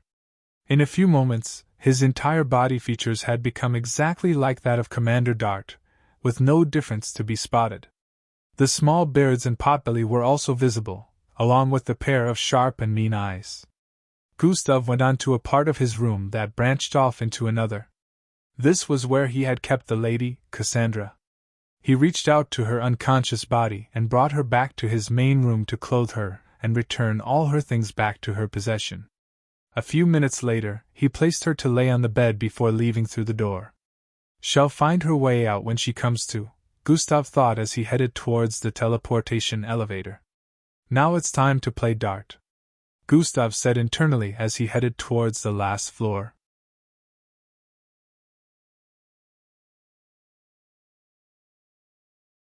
Chapter 542.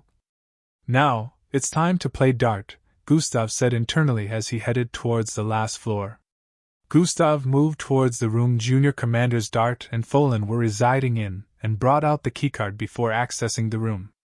At this time, Junior Commander Folan too had just finished having fun with the lady that was with him when Dart left the other time. The lady was just leaving as Gustav arrived. Junior Commander Folan displayed a huge grin on his face as he nodded at Gustav.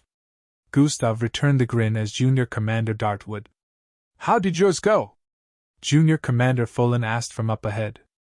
"As you can see, it was intense," Gustav said with a wider grin while gesturing at the holes on his shirt. "Oh, it seems she handled you pretty well," Junior Commander Folan responded with an understanding look. "Haha, she did.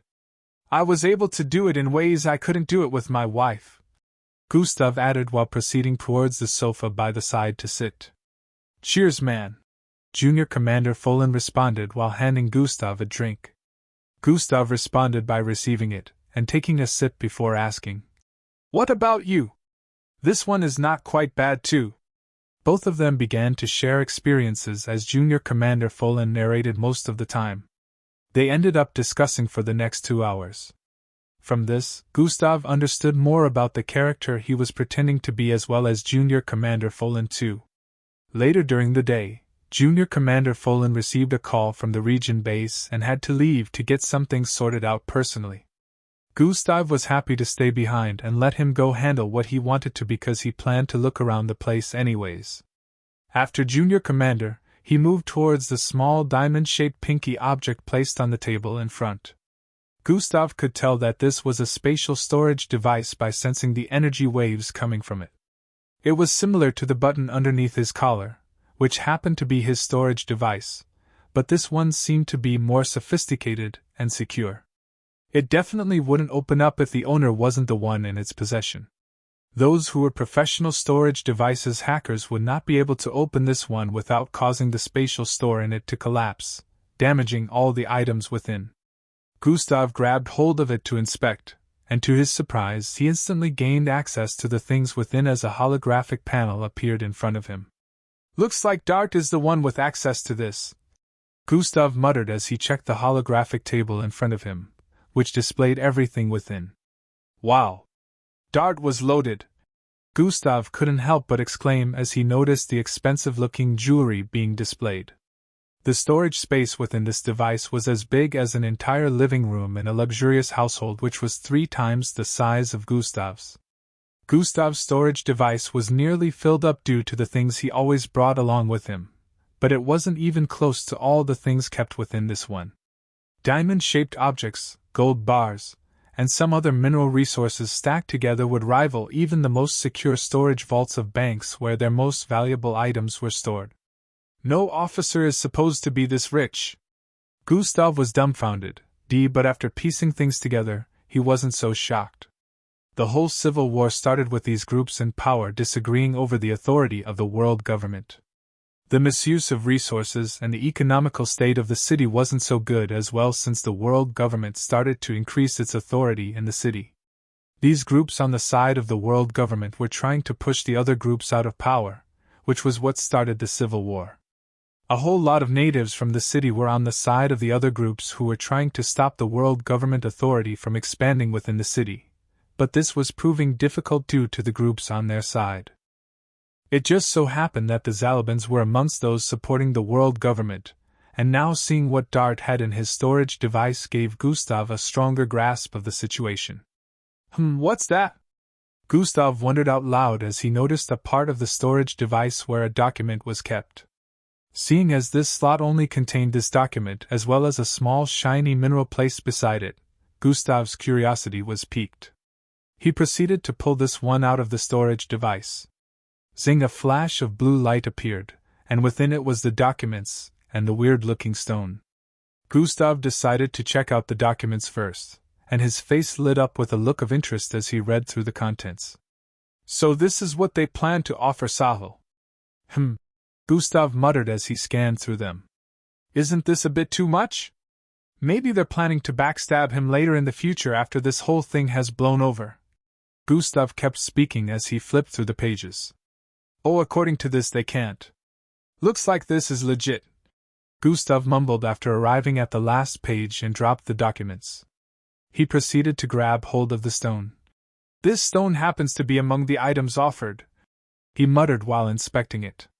Gustav couldn't find anything out of the ordinary with the weird grayish-colored stone but decided to make use of God Eyes to see through it. God Eyes has been activated. His pupils turned green and crimson with gold on the outer covering as the world around him also transformed, becoming see-through. Gustav had a look of confusion as he stared at the stone. He couldn't see through it. He strengthened his gaze and stared at it even more intensely than before. However, besides a weird foggy-looking green smoke oozing from it, he couldn't see anything else.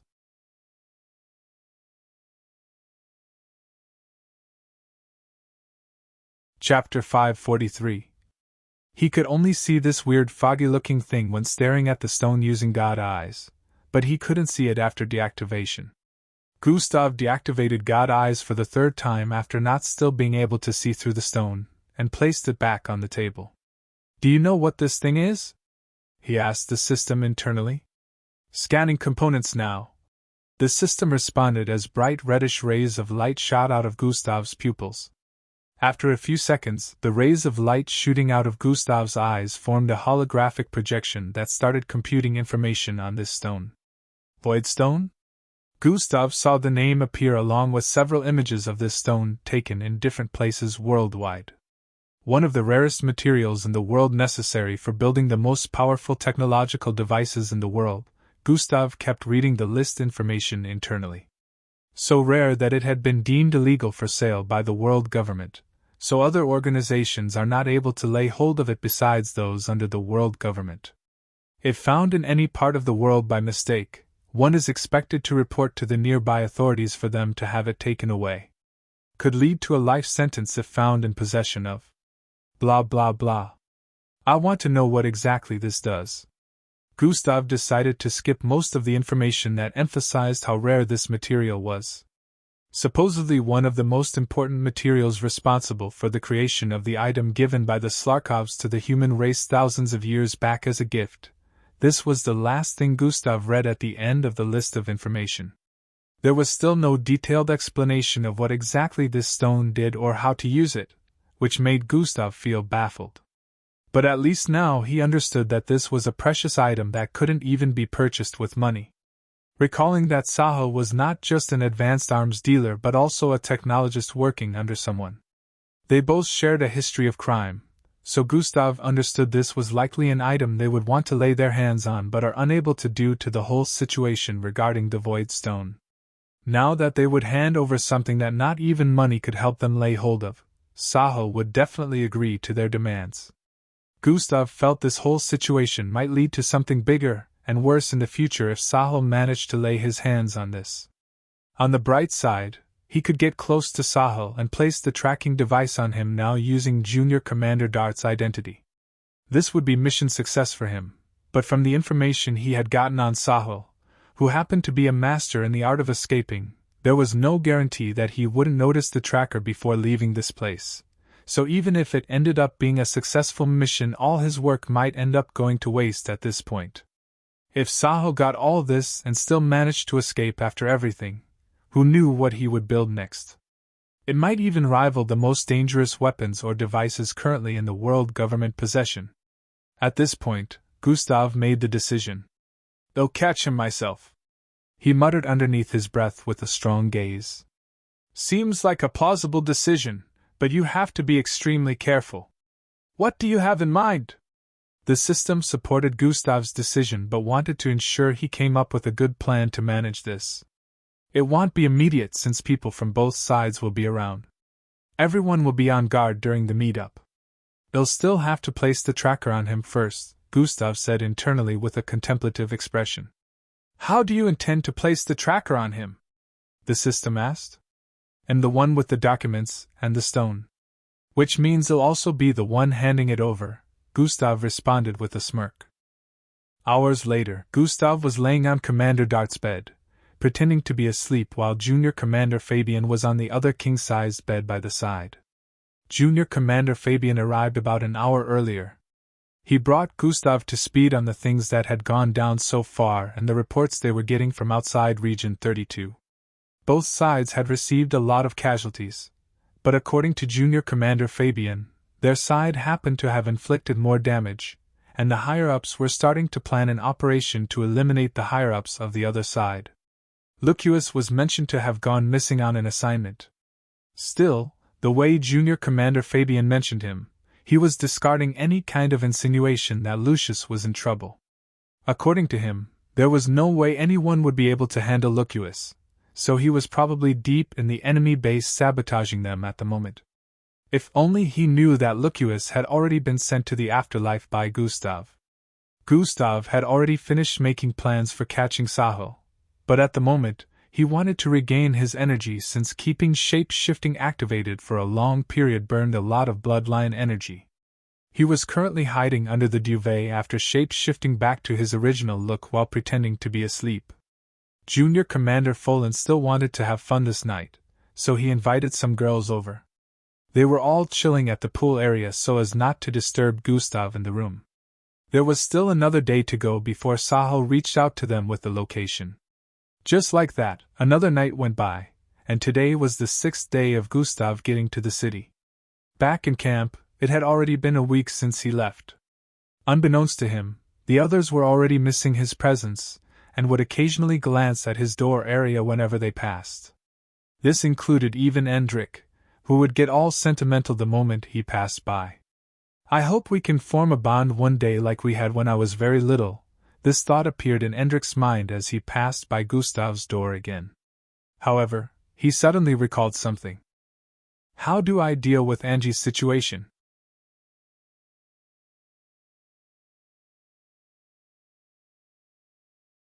Chapter 544. However, he suddenly recalled something.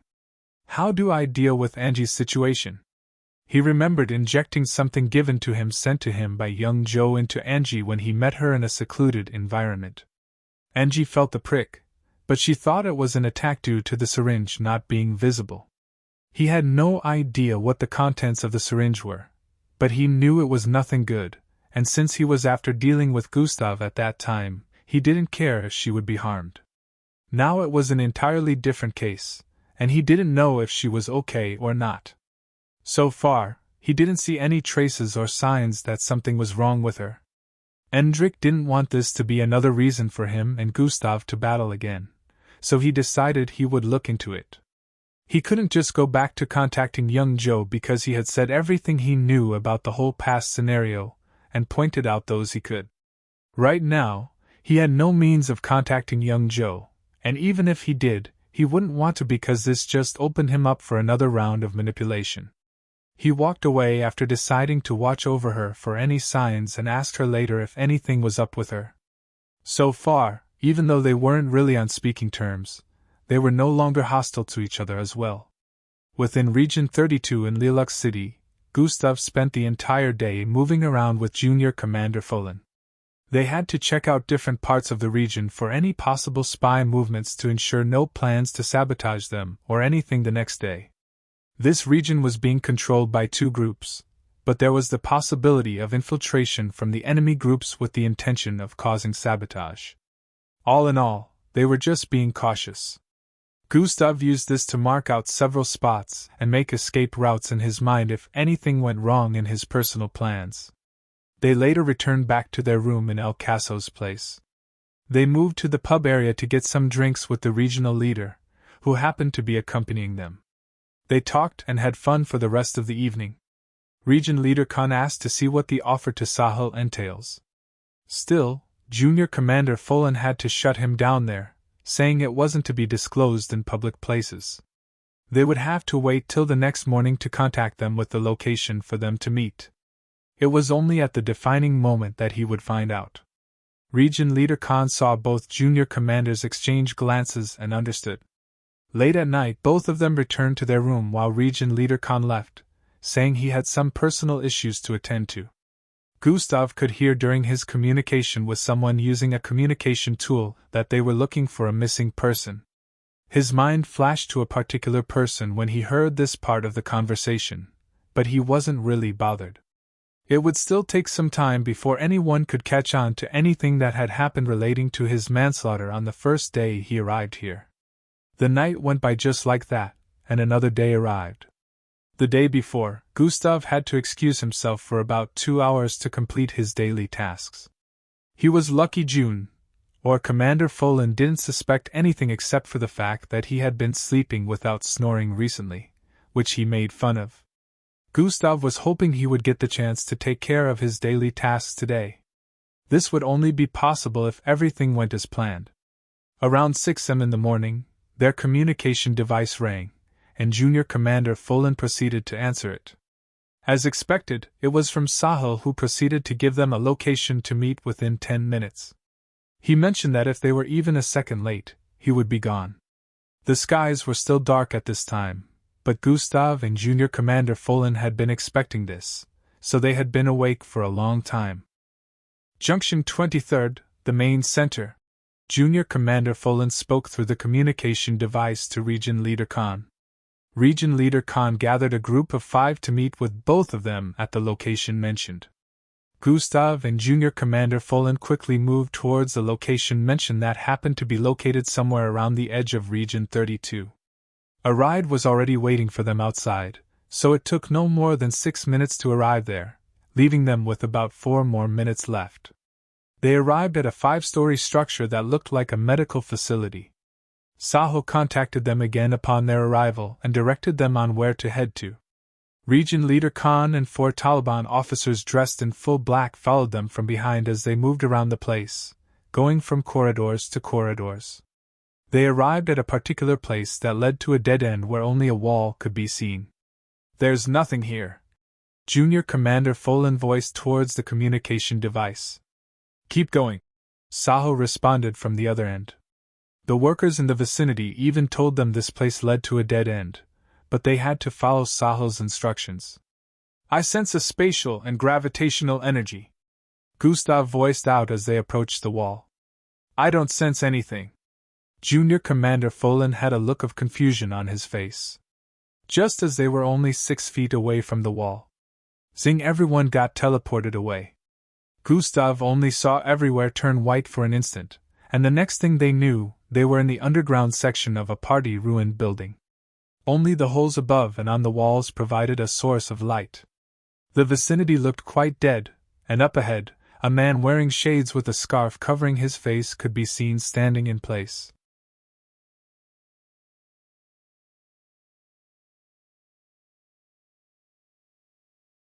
Chapter 545. Behind him was a group of 7 dressed in red jackets, all armed with dangerous-looking weapons. Dash. Where are we? Dash. What's going on? The guards following them turned around to touch the wall, and realized they couldn't go back. Welcome, my friends, he voiced out as the outline of a smile could be seen on the scarf covering his face. Slick SL, good to finally meet you.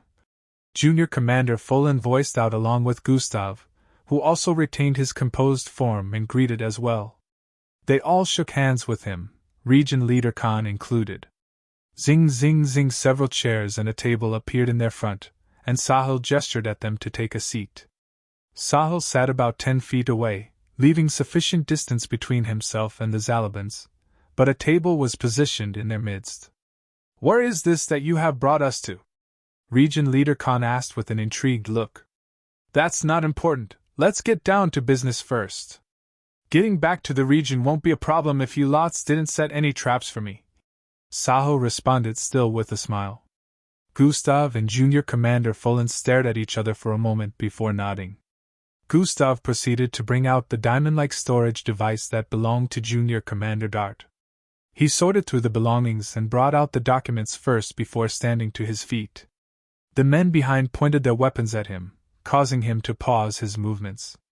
One of them moved forward and took the documents from Gustav's grasp before handing them over to Sahil themselves after opening it and scanning through its contents.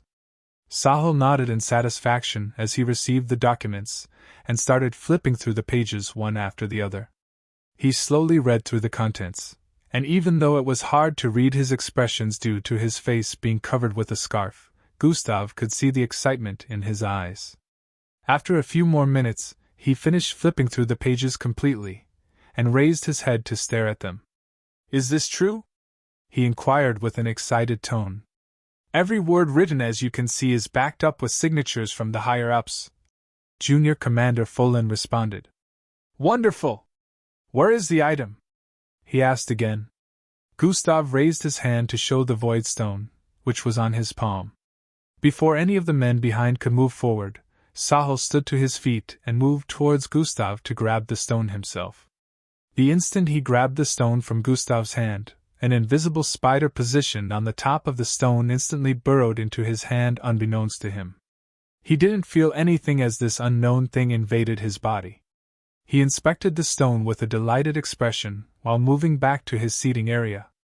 Gustav smirked internally, tracking device successfully planted. Sahil was still looking excited as he brought a device out of the blue and scanned the stone. The outline of a grand smile appeared on his face underneath the scarf as he voiced out. It's genuine. The Void Stone. Did he just say the Void Stone? Region Leader Khan was shocked as he stared at the grayish-colored stone in Sahil's grasp. The others behind were just as surprised seeing Sahil being given this unpurchasable item. Of course it is Slick SL. Now, do you accept our offer? Junior Commander Folan said with a smile. Definitely, I agree with this. Sahil responded as he grabbed hold of the documents again. Back at the base in Rahagi City, a beeping sound could be heard within the main tent as all 4 officers gathered around the main monitor. Oh my goodness! The young lad did it, Officer Guzman said with a surprised look. He managed to place the tracking device on Sahil? It has only been 6 days. Officer Millie Brown voiced out with a tone of disbelief. Officer Tron and Lewis also stood by the side with looks of surprise as well, seeing the tracking device go online. But didn't he say he was in Region 32? How does the tracking device show Region 27? Officer Millie asked. Yeah, he did say that. Maybe he changed locations. Officer Lewis responded. He still hasn't reported in, and it's been 2 days. This is probably why. Officer Tron added. The most important part is he has completed the mission. With such speed too, magnificent. Officer Gooseman said with a delighted tone. They now realized that they had truly looked down on Gustav, and he wasn't like the other cadets. The next step now is withdrawal. We will need to contact him for that. Officer Gooseman added. Back in the underground structure, both parties were still conversing on a few things. If I had found any secret hidden communication device on any of you, I would have assumed this was a ploy, but now I don't have any worries. Sahil stated as he stood to his feet. Inwardly, Gustav thanked his stars that he left the communication device he had been using to contact the base back in his room. When they got here, Sahil had already scanned everyone using one of his advanced technology devices. If anyone had a hidden communication device that was functioning at that moment, he would be alerted. The communication device Gustav used to communicate the base was always functional. Now that everything seems legit, I can transfer this to my boss. Sahil voiced out as he turned around and moved backward. His words caused their faces to lit up with confusion as they stared at Sahil's actions. To their surprise, he approached the person standing in the midst of these 7 people dressed in a red jacket and knelt. Just like the others, he was also holding a weapon and wearing a mask. He didn't seem any different from a mere lackey, yet Sahil was kneeling in front of him. While they were staring with confused looks, this person removed the mask covering his face, and the looks that were revealed underneath were that of Sahil. Good job, this man said before collecting the documents from the one kneeling. The one kneeling stood to his feet and also took off the scarf wrapped around his face, revealing a slightly different look.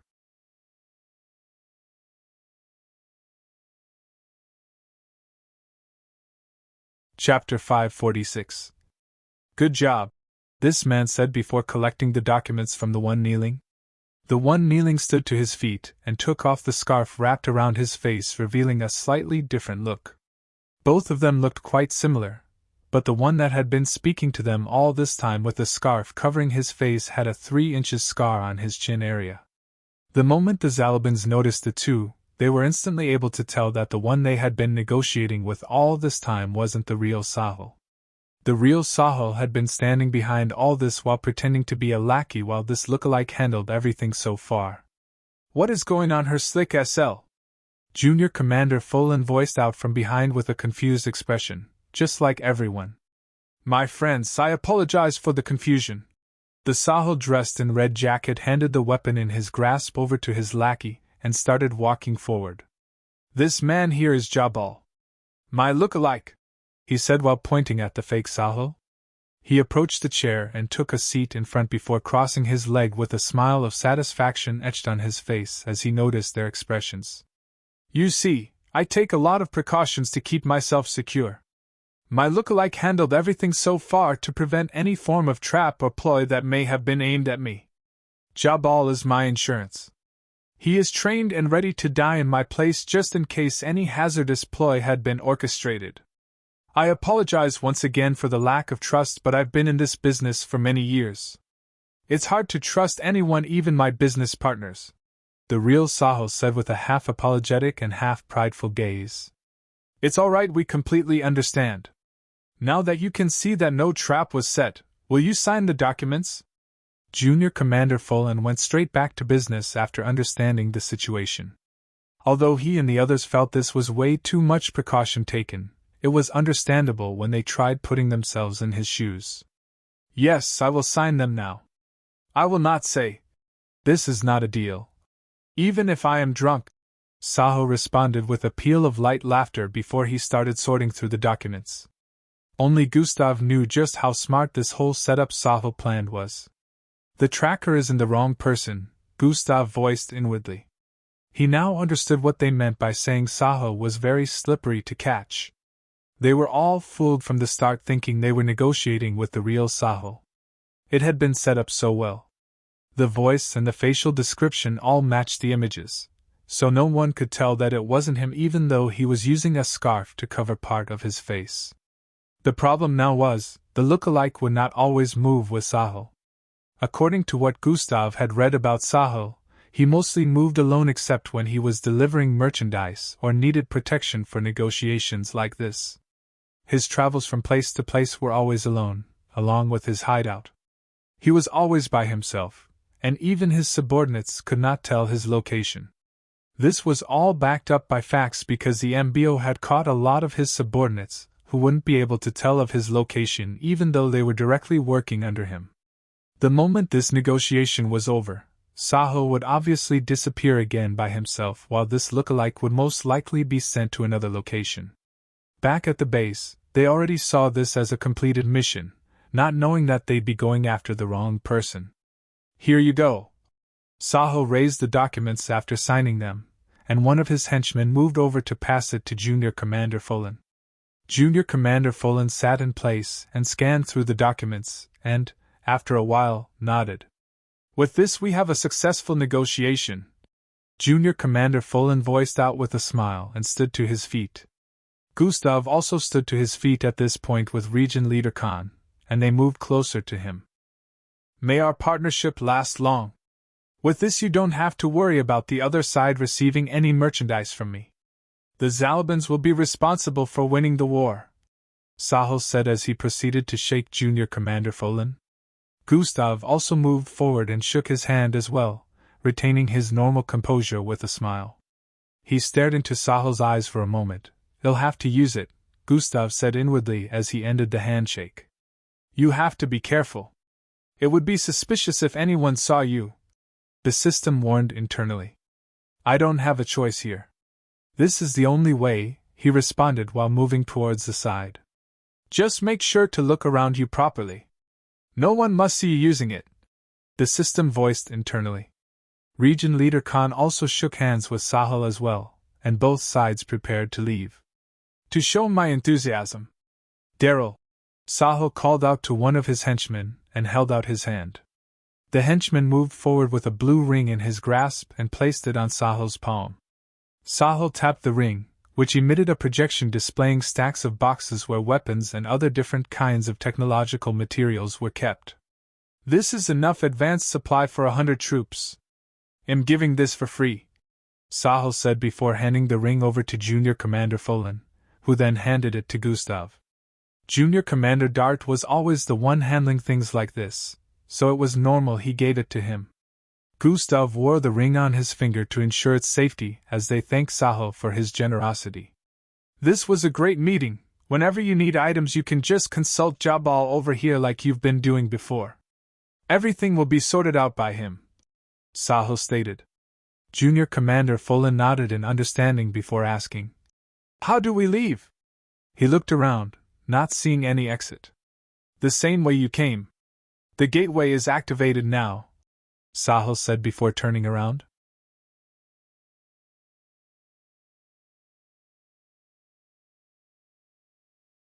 Chapter 547. I have to go deal with something too, he added while turning around to head towards where his henchmen were stationed. Meanwhile, the Zalabans turned around to leave, moving towards the wall area where they had appeared on their arrival here. While Gustav was moving forward along with them, he positioned himself at the very edge and looked down. God Eyes has been activated. His eyes turned scarlet and green with a hint of gold surrounding the irises. Gustav suddenly turned his head to the side to stare backward. His sight zoomed in on Sahil, who was walking away with his back facing them. Life signs identification is operational. His sight zoomed in on his head area with speed seeing through it, and spotting a shape on his forehead area. Saving life sign, life psi, has been saved successfully. The instant this notification appeared in his line of sight, Gustav closed his eyes instantly, and turned to look forward. All this was done in 3 seconds. God Eyes has been deactivated. Upon opening his eyes, they had returned to normal. Just as they reached the wall area, a loud shout was heard from behind. Hold it! This voice was similar to that of Sahil. Still, Gustav could instantly tell that it was the lookalike, Jabal, even though there was only a slight difference. The Zalabans paused their steps and turned around with looks of confusion. What is it? Region Leader Khan questioned. What did you do? He asked while moving forward. Sahil was also alerted at this point, and turned around to see what was happening behind him. What are you talking about? Junior Commander Folan asked. I saw you look backwards a while back with red eyes, and now your eyes have returned to normal. I sensed a weird energy from that direction, which was why I was able to spot you just before you closed your eyes and looked forward. Jabal voiced out. Gustav was frozen internally as he heard that. How did he sense the power of God eyes? Even though he was startled, he still retained his composure. Red eyes? No one has an ability that triggers residential eyes in our midst. Region Leader Khan, do you? Junior Commander Folan voiced out. No, I don't. There must be a misunderstanding. Region Leader Khan responded. I saw him. If he didn't do anything, why did he look back? And why did I sense that weird energy? Jabal stated while pointing in Gustav's direction. There must be some sort of mistake. Haha, Junior Commander Dart doesn't have such abilities. Junior Commander Folan laughed lightly while staring at Gustav at the side. Hold on. Jabal never lies. He doesn't have a reason to, since he'll soon be dead one of these days anyways. He's the sixth of his kind already, Sahil said while walking forward. Also, he is keen to sensing energy no matter how hidden. So long as an energy emitted, it's like a beacon to him. This is also one of the ways he's able to protect himself from danger. Sahil arrived a few feet in front of the Zalabans after saying this and stared at Gustav. If I did something, there should be some kind of proof then. I don't see anyone getting blown up or dying from anything. Gustav finally spoke. Then why did your eyes emit such weird energy? And why does your partner not believe you have an ability that triggers your eye color to change? Jabal asked in quick succession as the suspicious look on his face increased. Knowing that Sahil trusted his lookalike very much, and everything he stated so far seemed logical, he figured he had to choose his next words wisely. He couldn't lie about his eyes changing color. My partner does not know if it because it's a new ability that I obtained recently, and I was just testing it out. Gustav spoke with a straight face void of any distress. You gained a new ability? Junior Commander Folan couldn't hide his surprise as he voiced out. H&M. Gustav nodded at Folan, not knowing that at this point, Folan had started to question this whole scenario. And why do you feel the need to test it out on my subordinates? You gazed in our direction with this, if I'm correct? Sahil questioned with a suspicious look as well. I can use it to determine power levels. I was curious to see what the power levels of your subordinates were, Gustav said as he activated God Eyes one more time, causing his eye color to change. Everyone was able to see his eyes clearly at this point. If I had done anything harmful, I'm sure it would be taking effect by now. Is anyone feeling strange? Gustav stated while donning a look of ridicule. When did eye color change become a thing of alarm? Gustav added, faking an expression of annoyance. This is highly disrespectful towards my partner. We just concluded a successful negotiation, Mr. Slick. Don't let your unfound insecurities ruin our present relationship. Junior Commander Folan spoke up as well after deciding he would question Gustav about the ability later. Region Leader Khan nodded in support as well. While I do apologize for this, I take everything seriously, my friends. It is why I have managed to stay alive for this long, Sahil said with an apologetic look before turning to stare at Gustav again. Do you mind identifying the bloodline rank of every one of my subordinates? He questioned. Junior Commander, Folan and Region Leader Khan were about to speak again, but Gustav raised his hand to stop them. I have no issues with that so long as after this you throw no further suspicions at me, Gustav stated while Sahil nodded in response. Gustav went ahead to mention the bloodline rank of all 7 people in a red jacket, and even included the power level of Jabal as well. Sahil nodded with a smile on his face. Well done. You have mentioned all this correctly. The Zalabans had looks of relief as they heard this. Junior Commander Folan was about to say something, but Sahil cut him short. Just one more thing, Sahil stated while bringing out a triangular piece of equipment. You're tuning in to the Phoenix Knights YouTube channel. Don't forget to subscribe and join us on this journey to catch the most captivating stories.